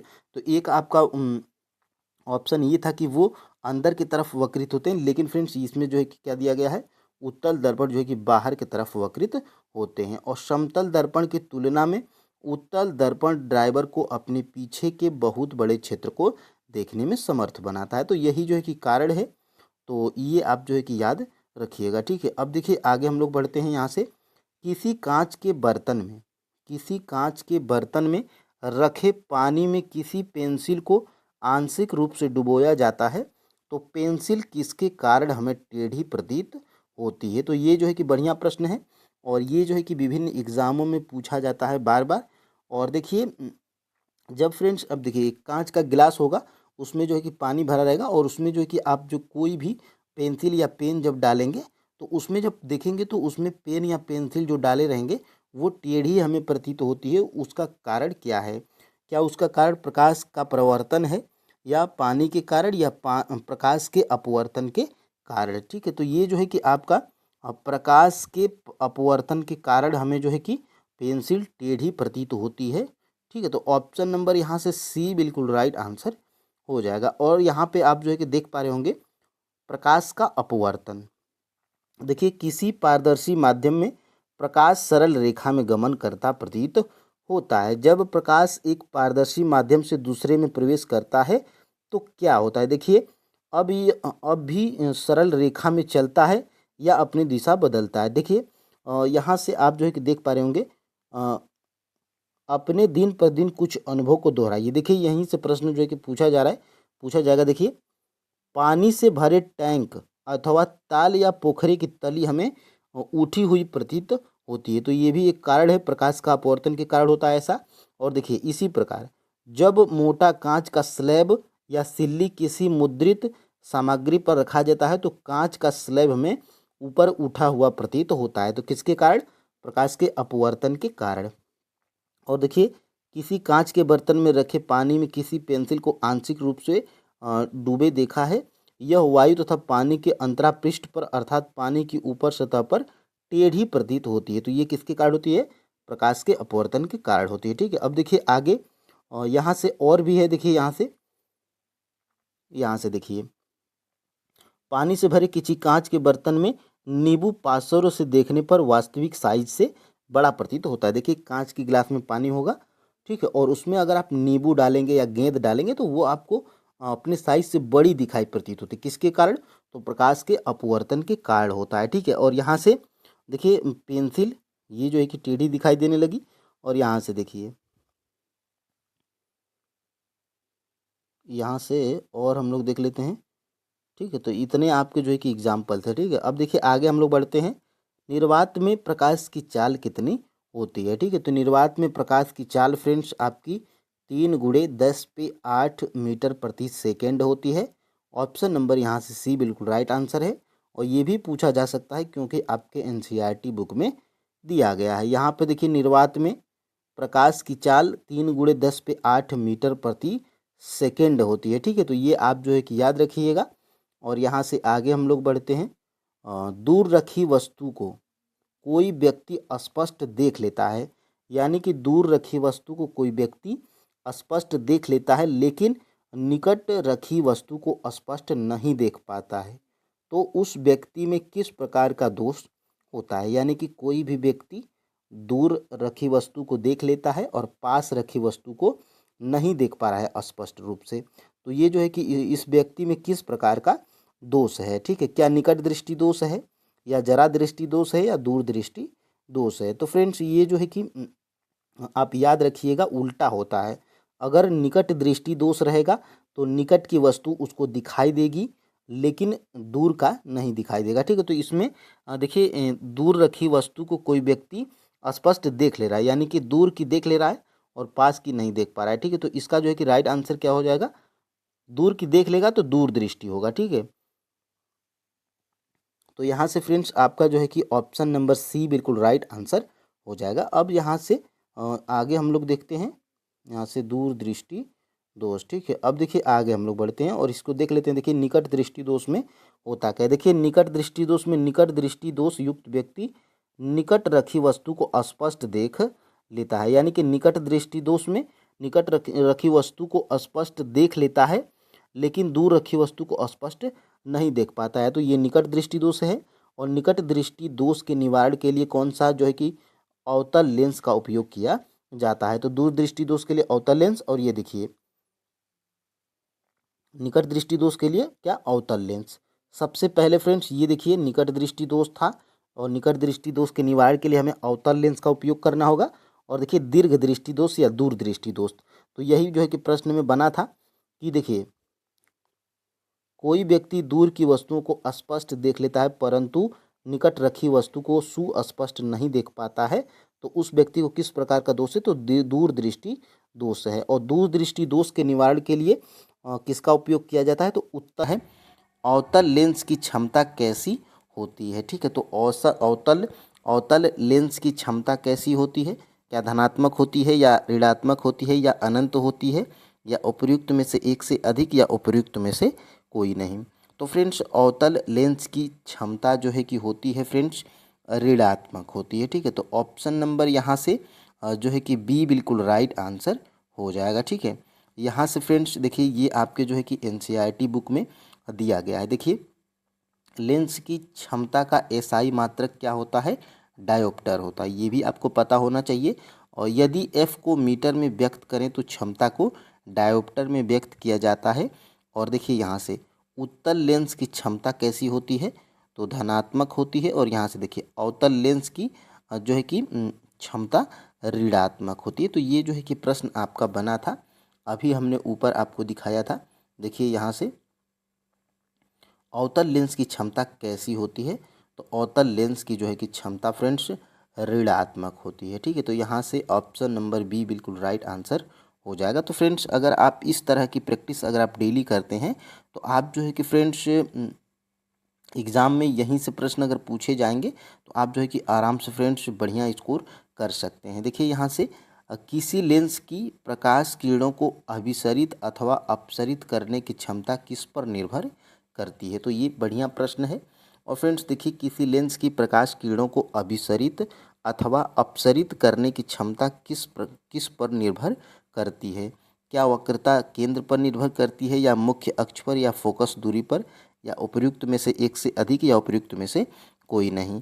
तो ये फ्रेंड्स जो है कि ये फोकस दूरी पर जो है कि निर्भर करती है। ठीक है, तो ऑप्शन नंबर यहाँ से सी बिल्कुल राइट आंसर हो जाएगा। ठीक है, ये देखिए आप जो है कि देख पा रहे होंगे एनसीईआरटी बुक में दिया गया है। देखिए लेंस की क्षमता, देखिए यहाँ से किसी लेंस की प्रकाश किरणों को अभिसरित अथवा अपसरित करने की क्षमता उसकी फोकस दूरी पर निर्भर करती है। और फ्रेंड्स यही सब लाइनें जो है कि आपके एग्ज़ाम में पूछी जाती हैं। ठीक है, यहाँ से देखिए किसी लेंस द्वारा प्रकाश किरणों को अभिसरण या अपसरण करने की मात्रा को उसकी क्षमता के रूप में व्यक्त किया जाता है।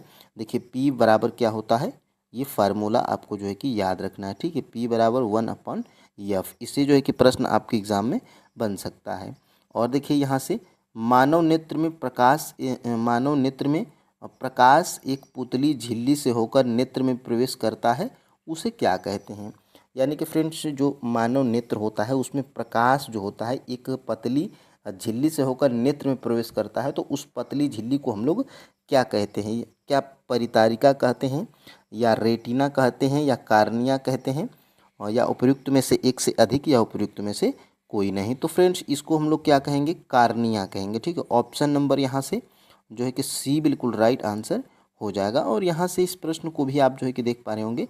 देखिए इसका लेंस निकाय एक सुग्राही पर्दे जिसे रेटिना या दृष्टिपटल कहते हैं। ठीक है, जिस पर प्रतिबिंब बनता है। तो यहाँ से यही जो है कि प्रश्न पूछा गया था, जिस पर प्रतिबिंब बनता है। ठीक है, देखिए यहाँ से मानव नेत्र में प्रकाश एक पतली झिल्ली से होकर नेत्र में प्रवेश करता है, उसे हम लोग क्या कहते हैं, तो उसे हम लोग यहाँ पे आप जो है कि देख पा रहे होंगे। देखिए प्रकाश एक पतली झिल्ली से होकर नेत्र में प्रवेश करता है, इस झिल्ली को हम लोग क्या कहते हैं, कार्निया कहते हैं। ठीक है, कार्निया कहते हैं और इसे स्वच्छ मंडल भी कहा जाता है। तो यहाँ से जो है कि ये प्रश्न आपका बनाया गया था। ठीक है, अब देखिए आगे हम लोग बढ़ते हैं। अभिनेत्र लेंस की फोकस दूरी, देखिए अभिनेत्र होगा, ये आप जो है कि देख पा रहे होंगे, थोड़ा टाइपिंग में मिस्टेक हो गया है।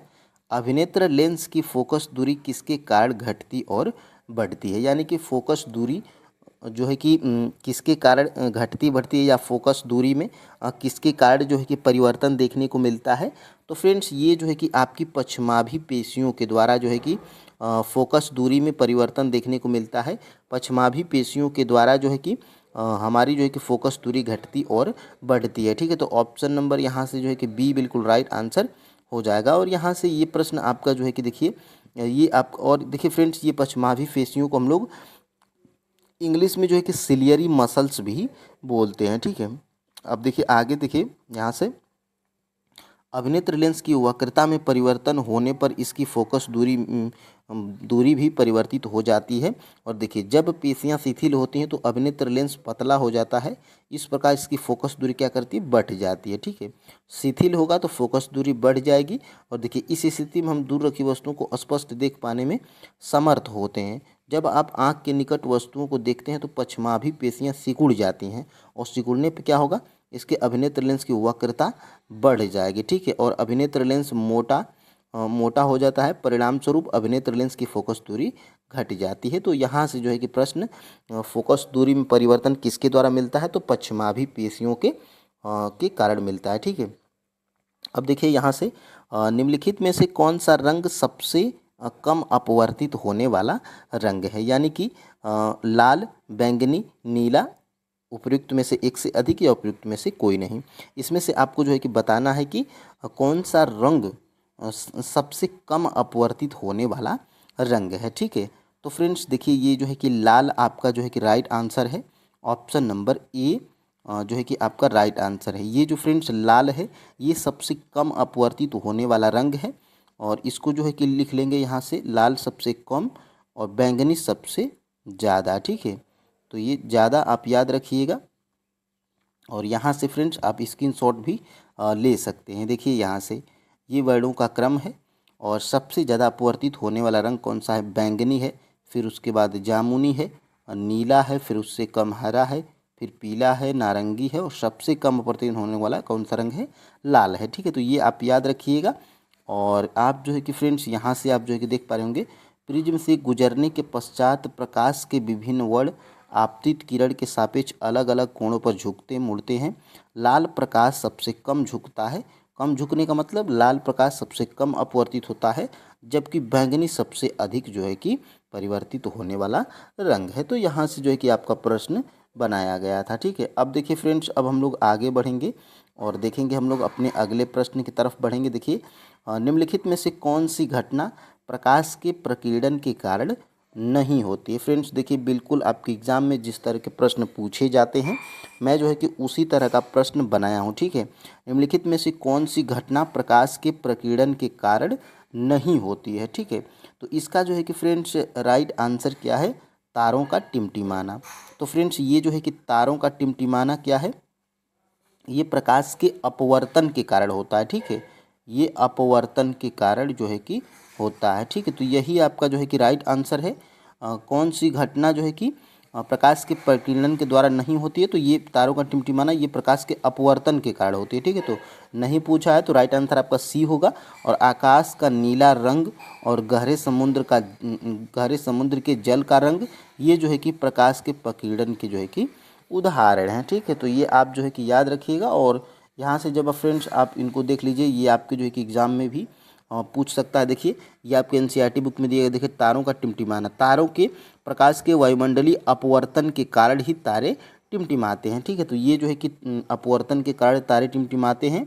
और यहाँ से देखिए, यहाँ से जब आप जाएंगे देखिए प्रकाश का प्रकीर्णन, देखिए आकाश का नीला रंग दिखाई देना, गहरे समुद्र के जल का नीला दिखाई देना, और सूर्योदय एवं सूर्यास्त के समय सूर्य का रक्ताभ दिखाई देना, ये सभी जो है कि किसके उदाहरण हैं, प्रकाश के प्रकीर्णन के उदाहरण हैं। ठीक है, यहाँ से फ्रेंड्स देखिए किसी प्रतिरोधक से प्रवाहित होने वाली विद्युत धारा उसके प्रतिरोध के होती है, यानी कि किसी प्रतिरोधक से प्रवाहित होने वाली विद्युत धारा उसके प्रतिरोध के जो है कि होती है, यानी कि व्युत्क्रमानुपाती होती है, या अनुक्रमानुपाती होती है, या अपवर्तित रहती है, या उपर्युक्त में से एक से अधिक, या उपर्युक्त में से कोई नहीं। तो 7 का जो है कि फ्रेंड्स राइट आंसर क्या है, ऑप्शन नंबर ए है। ठीक है, यहाँ से जो है कि ए बिल्कुल राइट आंसर हो जाएगा, क्योंकि फ्रेंड्स जब किसी प्रतिरोधक से प्रवाहित होने वाली विद्युत धारा उसके प्रतिरोध की क्या होती है, व्युत्क्रमानुपाती होती है। ठीक है, यहाँ से देखिए, यहाँ से आपके एग्जाम में प्रश्न बन सकता है और आपके एनसीईआरटी बुक में भी दिया गया है। देखिए आई बराबर क्या होता है, आई बराबर होता है फ्रेंड्स भी अपान आर होता है। ठीक है, देखिए किसी प्रतिरोधक से प्रवाहित होने वाली विद्युत धारा उसके प्रतिरोध की क्या होती है, व्युत्क्रमानुपाती होती है। यदि प्रतिरोध दोगुना हो जाए तो विद्युत धारा कितनी हो जाएगी, आधी हो जाएगी। तो ये भी आप जो है कि याद रखिएगा। ठीक है, अब हम लोग आगे बढ़ते हैं। देखिए लघु पथन के समय परिपथ में विद्युत धारा का मान कैसा रहता है। देखिए लघु पथन के समय परिपथ में विद्युत धारा का मान कैसा रहता है, क्या बहुत कम हो जाता है, या परिवर्तित नहीं होता है, या बहुत अधिक बढ़ जाता है, या उपयुक्त में से एक से अधिक, या उपयुक्त में से कोई नहीं। तो फ्रेंड्स लघु पथन के समय परिपथ में विद्युत धारा का मान जो है कि अचानक बहुत अधिक बढ़ जाता है। ठीक है, तो ऑप्शन नंबर यहाँ से जो है कि सी बिल्कुल राइट आंसर हो जाएगा। और यहाँ से देखिए ये आपकी जो है कि एनसीईआरटी बुक में भी दिया गया है। देखिए ये जो है कि ऐसी परिस्थितियों में किसी परिपथ में विद्युत धारा का अकस्मात बहुत अधिक हो जाती है, इसे हम लोग क्या कहते हैं, लघु पथन कहते हैं। तो यहाँ से जो है कि मैं प्रश्न को बनाया था। और फ्रेंड्स देखिए यहाँ से 100% प्रश्न इसलिए पूछे जाएंगे क्योंकि फ्रेंड्स मैं जो है कि TRE 1, TRE 2 और TRE 3 के सभी प्रश्नों का एनालिसिस किया सब्जेक्ट वाइज एनसीईआरटी और एससीईआरटी बुक को पढ़ के। ठीक है, तो यहाँ से देखिए अब हम लोग आगे बढ़ते हैं। देखिए निम्नलिखित में से किसका द्रव्यमान नगण्य होता है। तो फ्रेंड्स देखिए ये इलेक्ट्रॉन का द्रव्यमान क्या होता है, नगण्य होता है। ठीक है, तो ये आपका जो है कि यहाँ से प्रश्न बन सकता है। ऑप्शन नंबर जो है कि बी बिल्कुल राइट आंसर हो जाएगा। ठीक है, तो इलेक्ट्रॉन का द्रव्यमान क्या होता है, नगण्य होता है। ऑप्शन नंबर जो है कि बी राइट आंसर। और देखिए यहाँ से जो है कि दिया भी गया है। देखिए एक अपरमाणु कण इलेक्ट्रॉन विद्यमान होता है जिसका पता जे टॉमसन ने लगाया था। ठीक है, इलेक्ट्रॉन के संबंध में जानकारी प्राप्त करने के पहले गोल्डस्टीन ने 1886 में एक नए विकिरण की खोज की जिसे केनाल रे के नाम से जानते हैं। ठीक है, और देखिए ये किरणें धनावेशित किरणें थी जिसके द्वारा अंततः दूसरे अपरमाणु कणों की खोज हुई। इन कणों का आवेश इलेक्ट्रॉन के आवेश के बराबर किंतु विपरीत था। इनका द्रव्यमान इलेक्ट्रॉनों की अपेक्षा लगभग 2000 गुना अधिक होता था। ठीक है, और यहाँ से देखिए यहाँ से आपका जो है कि प्रश्न 2 बन सकता है। देखिए प्रोटॉन को P+ के द्वारा दर्शाया जाता है। प्रोटॉन का द्रव्यमान कितना होता है, तो 1 इकाई होता है। ठीक है, और इलेक्ट्रॉन का द्रव्यमान कितना होता है, तो नगण्य होता है फ्रेंड्स, और आवेश क्या होता है, -1 होता है। तो यहाँ से मैं प्रश्न को बनाया था। देखिए निम्नलिखित में से कौन सा जीव एक कोशिकीय नहीं है। ठीक है, तो फ्रेंड्स इसमें से देखिए निम्नलिखित में से कौन सा जीव एक कोशिकीय नहीं है। ठीक है, तो एक कोशिकीय फ्रेंड्स देखिए यहाँ पे कवक आपका जो है कि एक कोशिकीय नहीं है, क्योंकि फ्रेंड्स ये जो है कि आपका बहुकोशिकीय जीव है। ठीक है, बहुकोशिकीय है। और अमीबा और पैरामीशियम ये क्या है, एक कोशिकीय हैं। ठीक है, एक कोशिकीय हैं। और यहाँ से देखिए निम्नलिखित में से कौन सा एक कोशिकीय नहीं है, तो यही कवक जो है कि हमारा एक कोशिकीय नहीं है। तो ऑप्शन नंबर फ्रेंड्स यहाँ से सी बिल्कुल राइट आंसर हो जाएगा। ठीक है, अब देखिए आगे हम लोग बढ़ते हैं। देखिए यहाँ से देखिए यहाँ से एकमात्र कोशिका स्वयं में ही एक संपूर्ण जीव जैसे अमीबा, क्लेमिडो क्लेमिडोमोनास और पैरामीशियम और बैक्टीरिया, ये जो है कि क्या है, एक कोशिकीय जीव है। ठीक है, और फ्रेंड्स देखिए बहुकोशिकीय जीव में कौन कौन से हैं। देखिए बहुकोशिकीय जीव में फंजाई जैसे कवक और पादप और इसमें जंतु भी आ जाते हैं। तो ये क्या है, बहुकोशिकीय जीव की कैटेगरी में आते हैं। ठीक है, अब देखिए आगे हम लोग बढ़ते हैं। और चीनी को एल्कोहल में परिवर्तित करने के प्रक्रम को क्या कहते हैं। बढ़िया प्रश्न है ये और इम्पोर्टेंट प्रश्न है। ऐसे प्रश्न आपके एग्जाम में पूछे जाएंगे। देखिए चीनी को एल्कोहल में परिवर्तित करने के प्रक्रम को क्या कहते हैं। तो फ्रेंड्स जो है कि इसको हम लोग किण्वन कहेंगे। ठीक है, अभी किण्वन के बारे में मैं भी आपको बताऊंगा। देखिए किण्वन कहेंगे। ठीक है, और किण्वन किसी भी ऑप्शन में नहीं है, तो ऑप्शन नंबर यहाँ से फ्रेंड्स जो है कि ई बिल्कुल राइट आंसर हो जाएगा। ठीक है, ई।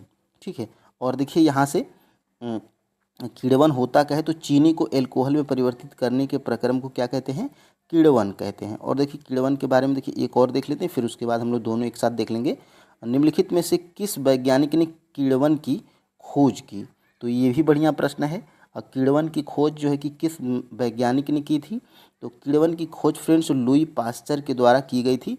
ऑप्शन नंबर यहाँ से फ्रेंड्स बी बिल्कुल राइट आंसर हो जाएगा। और दोनों प्रश्न को यहाँ से आप जो है कि देख पा रहे होंगे। देखिए यहाँ से शर्करा में ईस्ट द्वारा एल्कोहल एवं शराब का उत्पादन किया जाता है।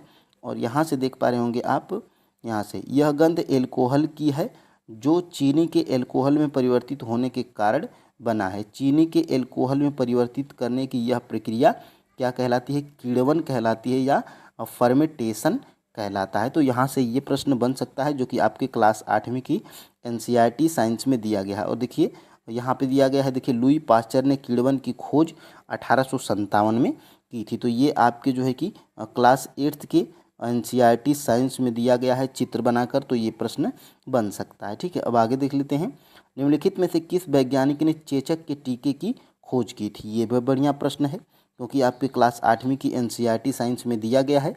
निम्नलिखित में से किस वैज्ञानिक ने चेचक के टीके की खोज की थी। ठीक है, तो ऑप्शन नंबर फ्रेंड्स यहाँ से जो है कि आपका राइट आंसर क्या हो जाएगा, option number A, Edward Jenner के द्वारा फ्रेंड्स चेचक के टीके की खोज की गई थी। ऑप्शन नंबर यहाँ से ए बिल्कुल राइट आंसर हो जाएगा। ठीक है, और यहाँ से देखिए यहाँ पे दिया भी गया है, देखिए आपके क्लास 8वीं की एनसीईआरटी साइंस में देखिए बुक में दिया गया है।